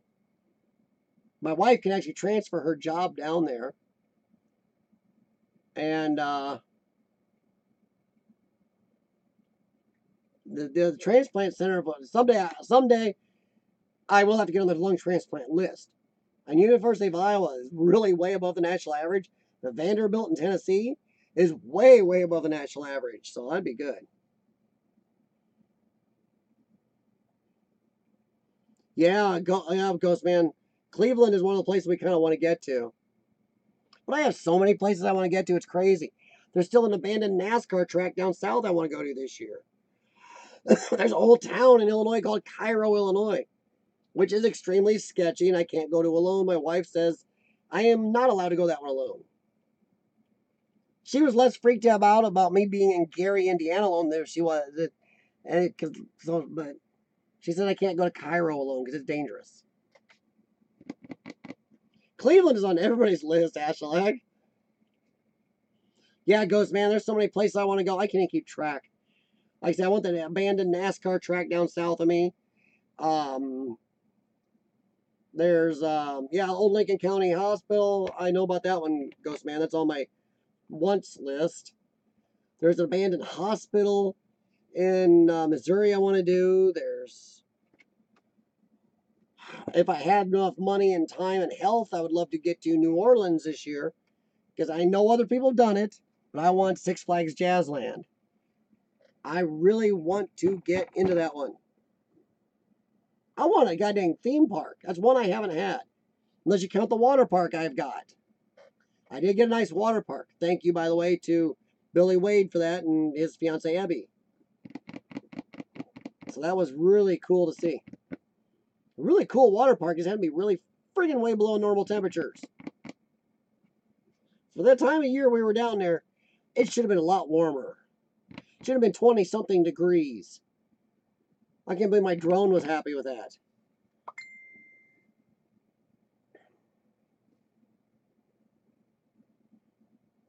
Yeah, I saw that, Ashlak. Somebody posted something about that on one of the sites, and there's also one in Wisconsin being torn down right now too. That sucks. And I know we got a couple of malls we'd like to get to this year too. I got a lead on one mall that has guards, but if you pay the guards off, you can get into it. So I may just that might be worth my time too. I have no problem paying a very friendly guard to let me into a place and then hide the location like crazy. Remember, if anybody ever lets you into a place, or they're nice if you can pay them to get into a place, make sure you do not let that location out, because that makes their lives harder. Oh man, Ghost Man, there's like I said, Gary, Indiana, I was just at. I could probably stay there a week and not scratch a surface. But I definitely would not explore a lot of those places without having somebody with me.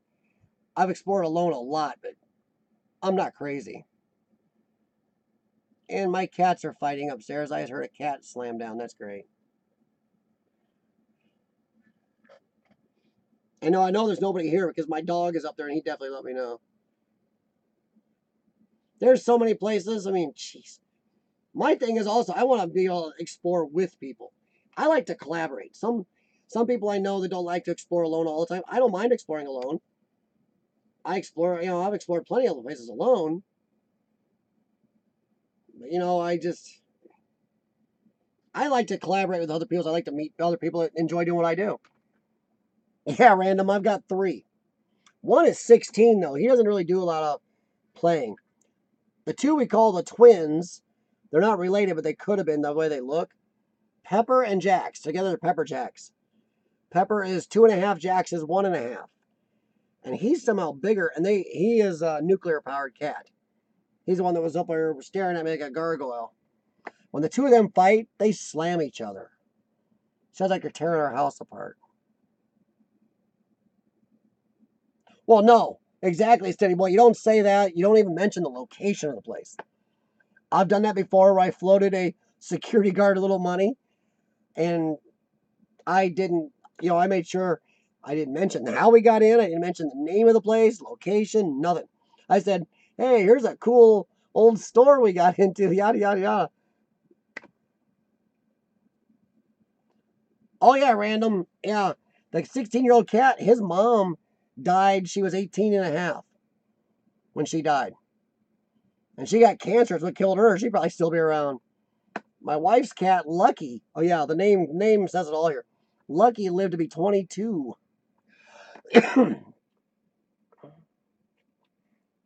I've heard that, Ashlak. I tell you what, I've had less trouble with homeless people than I have scrappers or vandals. You run into a group of scrappers or vandals, you better be on guard and have somebody with you. But yeah, homeless people, I've actually had homeless people just were really friendly. That's why sometimes I'm kind of loud when I go into some explorers. If I think somebody's living in them, if I think somebody's living in those places, I will announce myself, say, hey, I'm filming for YouTube. I'm here exploring. I'm not here to mess with your possessions or your place of living, but I will be filming. And I do, sometimes I say I'm filming live because nobody wants to mess with you live because they'll be on camera live. So a lot of people won't mess with you then. Nice little extra piece of security. But man, I'll tell you, scrappers are the worst. Yeah, Lucky was a great name. He was 22. Yeah, Ghost Man. I mean, vandals are the scourge of every urban explorer, but we also kind of depend on vandals, almost kind of like we're almost like a symbiotic relationship because urban explorers do not break in no matter what. We break nothing. But the vandals are the ones that make the ways for us to get in. My problem with vandals is, okay, you make a way to get in. Why do you have to destroy everything inside, though? It's like, that's a good idea. Yeah, I've had extra granola bars or some water with me, but I didn't do it just for that reason. But that's a good idea, Ashlak. Nice bargaining chip, actually. Exactly, Ghost Man. We do depend on vandals somehow to make us an entrance a lot of times, or Mother Nature. The school on my channel that me and Shawn explored, um, one of the cool gymnasium, we got into that because Mother Nature done made a hole for us. A big hole. But yeah, vandals do unfortunately give us ways in a lot. But I don't understand getting into a place to see it compared to, even a vandal breaks in a place to get in it to see it. Okay, I kind of understand it. But to get in it and then just start destroying stuff and breaking things, I don't get that. I never just got into someplace to just break crap. I don't understand that whole need to do that. Like those one smashing urbex groups that I really hate, and I would do anything possible to stop them from making more videos. And clickbaiting. Because they suck. Yes, the bad thing is vandals help us, but they also really screw us more than they help us by they go on destroying stuff. Yeah, sometimes doors do open. We've been surprised by that. Shawn and I were exploring that little old empty orphanage him and I explored. Not the children's orphanage, the other. Well, not that was an insane asylum for kids, which is weird. The orphanage we did, it was locked up. But we went around and just pushed against a few windows, and one of the windows slid right up. It's like, okay. And of course, we closed it up afterwards. I've actually closed places up and maybe even screwed other urban explorers by locking a door when I left. Not to screw the urban explorer, but because an open door was starting to let vandals in. And they were starting to vandalize stuff. I really believe in what I preach. I have called the police twice on one a group of vandals, another a group of scrappers I caught in a couple places, and used my footage to show the cops. And I urge any of you as urban explorers, if you see anybody vandalizing, call the police. Because how do we expect any owners or city people, anybody let us in if they think we're the ones destroying? But if they see us calling the cops, well, it looks different. Even if you don't want to give your name out, say, hey, but you're an urban explorer and you saw these people are destroying this place.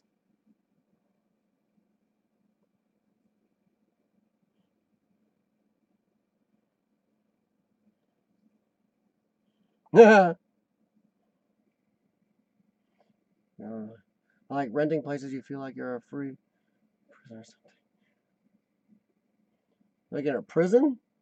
It's kind of cool, Ghost Man. Locks keep honest people out. Yes, that's true. Well, I don't know, random, because some buildings are locked, but some vandals made ways in for me, and I've used them. So it's locked, but now I got them in. Yeah, Ashalak, that's a good one. Yeah, you gotta know where you're gonna park and not to park, and you go to some places. Because man, you put your car in too crappy a neighborhood, you come back, you ain't gonna have no car. Even though another little piece of advice, I disable my car. So even if somebody knows how to hotwire my car with the security system that's on it, they're not going anywhere because I've disabled it. I actually pull the fuse for the fuel injectors or the crank sensor. Actually, usually the crank sensor. So they can, even if they get it to turn over, they're not going anywhere. I disable my vehicle. They're not getting anywhere at all with it. Yeah, no, yo, don't park out front. That was kind of cool. See, that's one thing cool about the Urbex Pass I got in Gary. I could park right by the places. I didn't have to walk a distance. I have to hide my car. The guy goes, no, you can just park on the street. If the police see you, it's no big deal. You show them your phone because you got the permit right on your email. So that was kind of cool. Yeah, Ashalak, I did that when I was in Detroit. Every time me and Lang parked, and he kept asking me, finally he asked me, he's like, what are you doing? I'm like, I'm pulling the crank sensor fuse out of my car. So no matter what, this car will not start. But yeah, it was, I've been disabling my cars for about 20 years.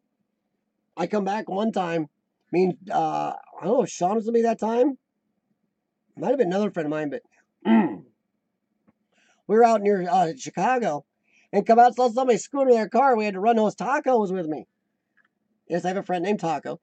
But we ran after, and they ran, but they were trying to get into our car. And if they got in and started hot wiring it. So yeah, ever since then, I've disabled my vehicle on explorations. If I think it's in a sketchy area. Oh, that's good. Well, my Impala does not have wheel locks. Now I gotta get wheel locks. Yeah, random. I actually have a friend named Taco. Maybe you guys might see him because he might have some free time to go back to. He's done some urban exploring with me in the past. He might get back into a little bit of it. He might be my fill-in Shawn for a time or two here yet this summer. Just gotta make our schedules mesh up. Well, actually, like if they stole my tires right now, they wouldn't be getting a lot. My tires are in pretty bad shape. Tacos are good. You know, it's funny because tacos really aren't real Mexican food. That's kind of an American-made Mexican food. Or Amexican. It's like how people in England eat Indian food that isn't really like anything in India. It's their version of Indian food. Our Mexican food's the same way here in America. You can't swing your wiener without whacking a Mexican restaurant here in America anymore. And I'm actually getting a little tired of it.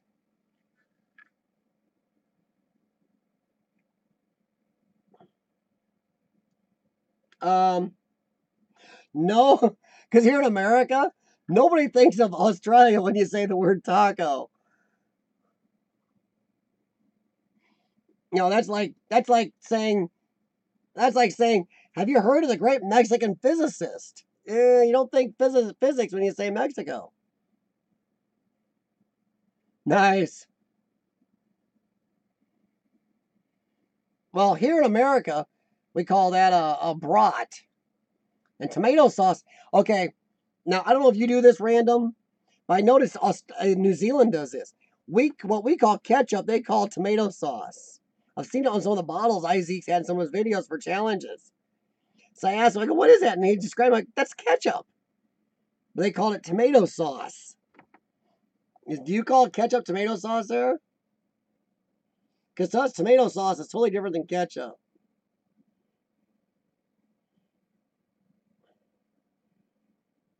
It explains why I don't think of Australia when somebody says taco.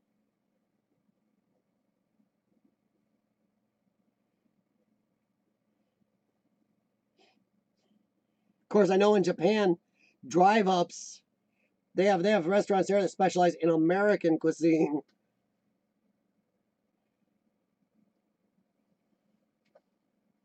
Yeah, I don't understand the whole tomato sauce thing.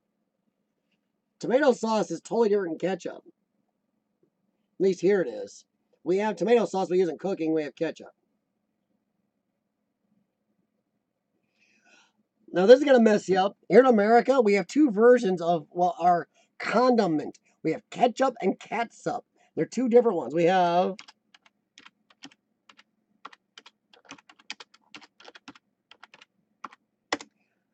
oh stupid thing. Click.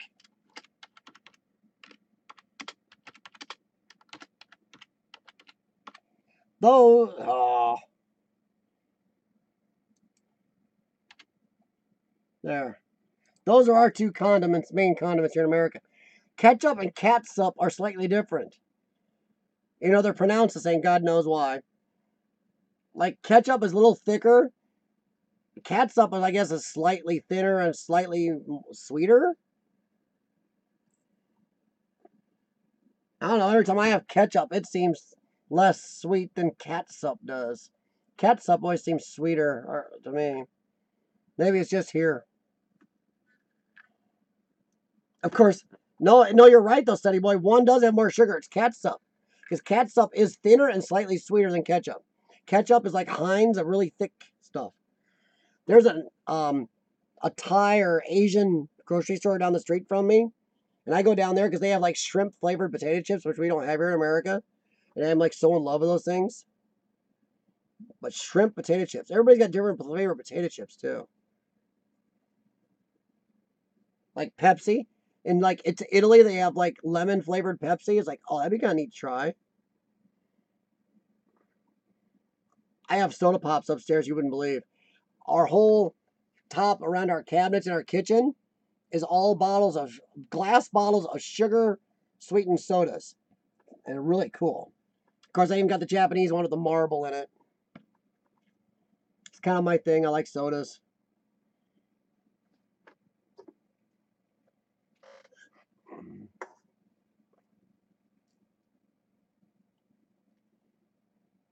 But no, Steady Boy, you were right.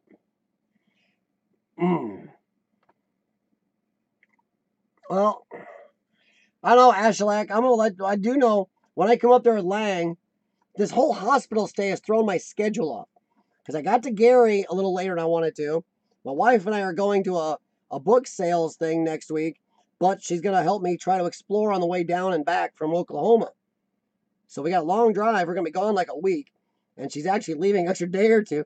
So if I see something to explore, I can do it. So then I'm trying to get, me and Lang are going to get together. We're going to explore in Detroit. And then we're going to Ohio. Lang is digging up Ohio spots. I've dug up a couple. And I'm hoping my lungs will handle a good 5 to 7 day exploration trip. Be nice. So that's what we're after. So yeah, get into you know what Ghost Man was talking about, get maybe down along Cleveland or stuff. You know, there's a lot of places that we'd like to get to. Stuff I really want. I want a hospital that's in better shape than the ones I've done. You know, the one I did, the small one, had a lot of medical equipment and stuff in it and personal stuff. So that was kind of cool. Well, look at the time. I've actually carried on a good while longer than I was planning to.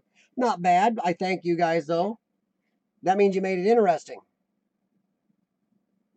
But yeah, Ashlak, if I'm coming up there, Ashlak, if you ever get down here right now, like I said, this hospital I did is not big, the one in my area, but you saw the stuff it has in it. It's got IV machine, it's got rooms full of machinery, it's got medical stuff, it's got stuff in it, people's personal items there.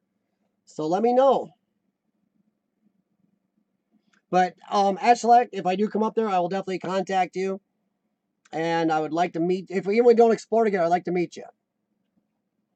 You know, I watch your stuff and I kind of enjoy that.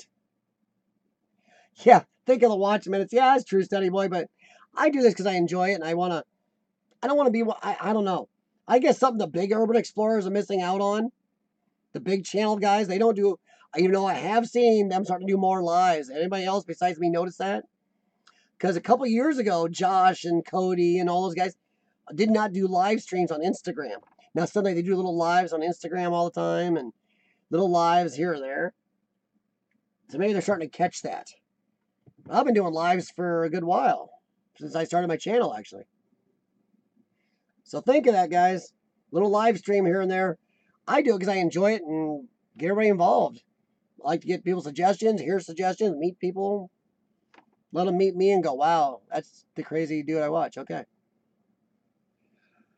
But I am going to get off here. Thanks, Random, Ashlak, Study Boy. Thanks for hanging out the whole time, man. I will talk to you when I get time. I'm sorry, I'm still trying to catch up from the hospital stay. Sorry. Swallowed wrong. Thanks, Ghost Man, for stopping in. Tell Ray Ray I said hi and say hi to Kitschy. Dude, everybody else who came in, I appreciate it. I do love streaming random. I'm with you. That's why I stream this every week. And yes, we did random on your channel. Yes. And that's why I stream live, though, too, for my explorers as much as possible. I like live streaming. I think it's a whole different medium. That's why I do it for my explorers, because having somebody along as I see something is so cool. But I do got to get off here. I do have therapy and breathing treatments to do, so I keep these lungs in shape. And I do have to start editing a video for this week, so I can get one out this week. Yay! But thanks, guys. I appreciate it. And I will talk to you all later as soon as I figure out how to turn this back off. And you got to pull this up and hit this. See you later, guys.